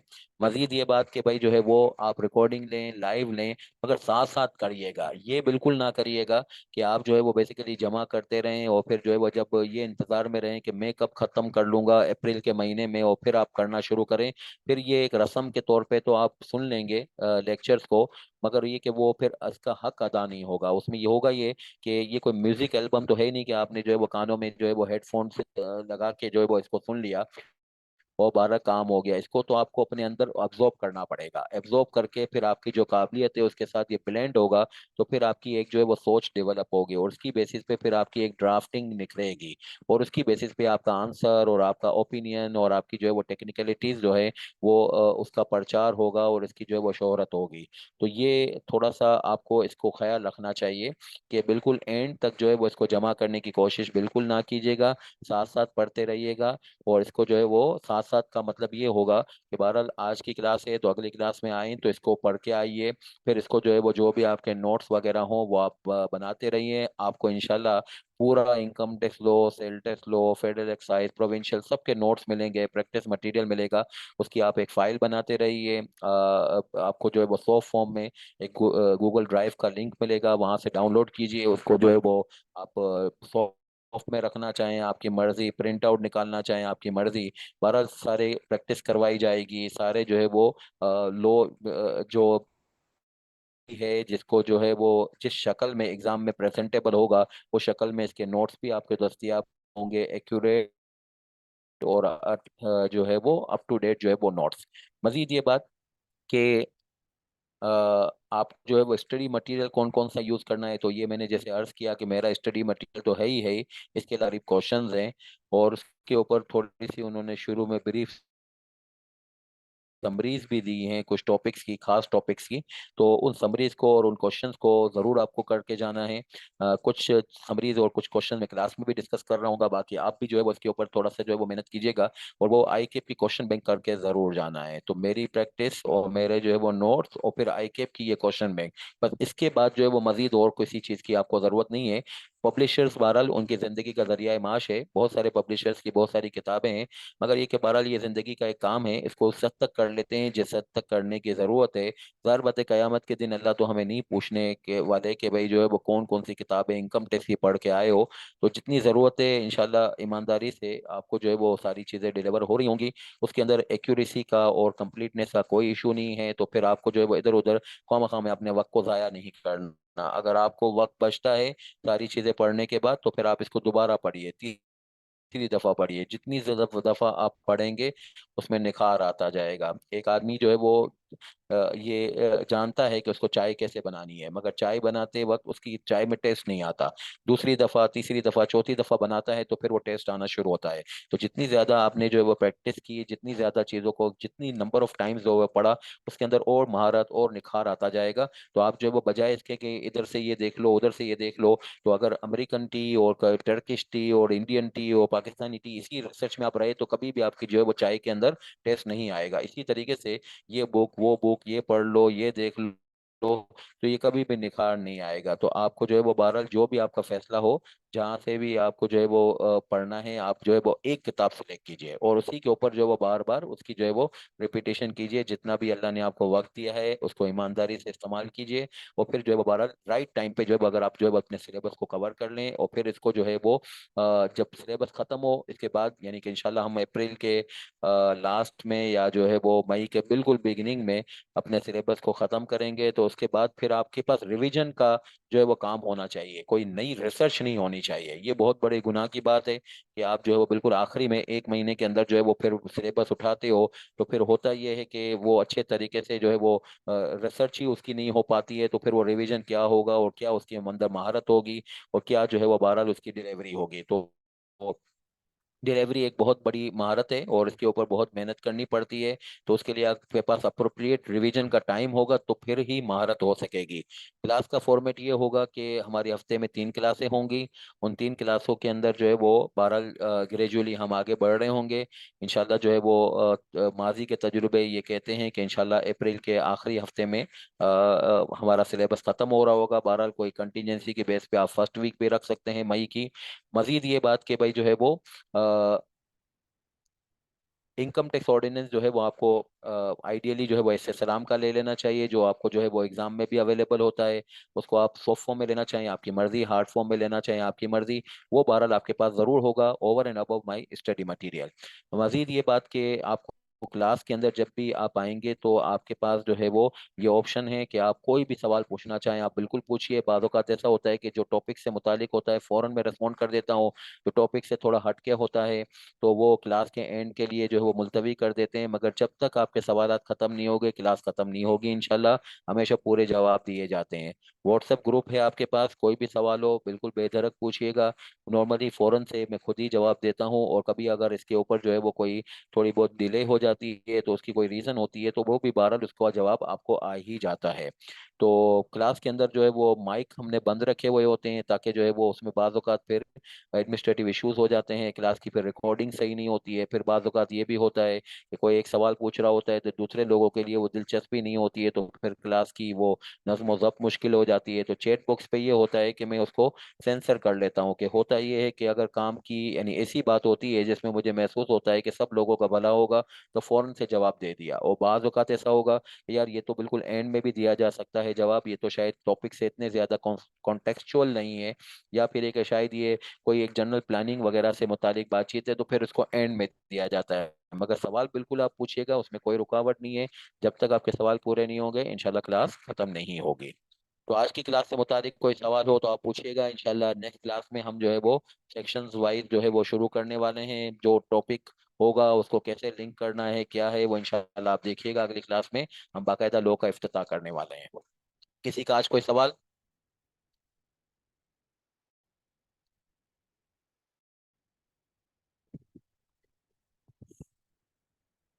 नहीं है? चले इंशाल्लाह अगली क्लास में मुलाकात करते हैं। अल्लाह हाफिज।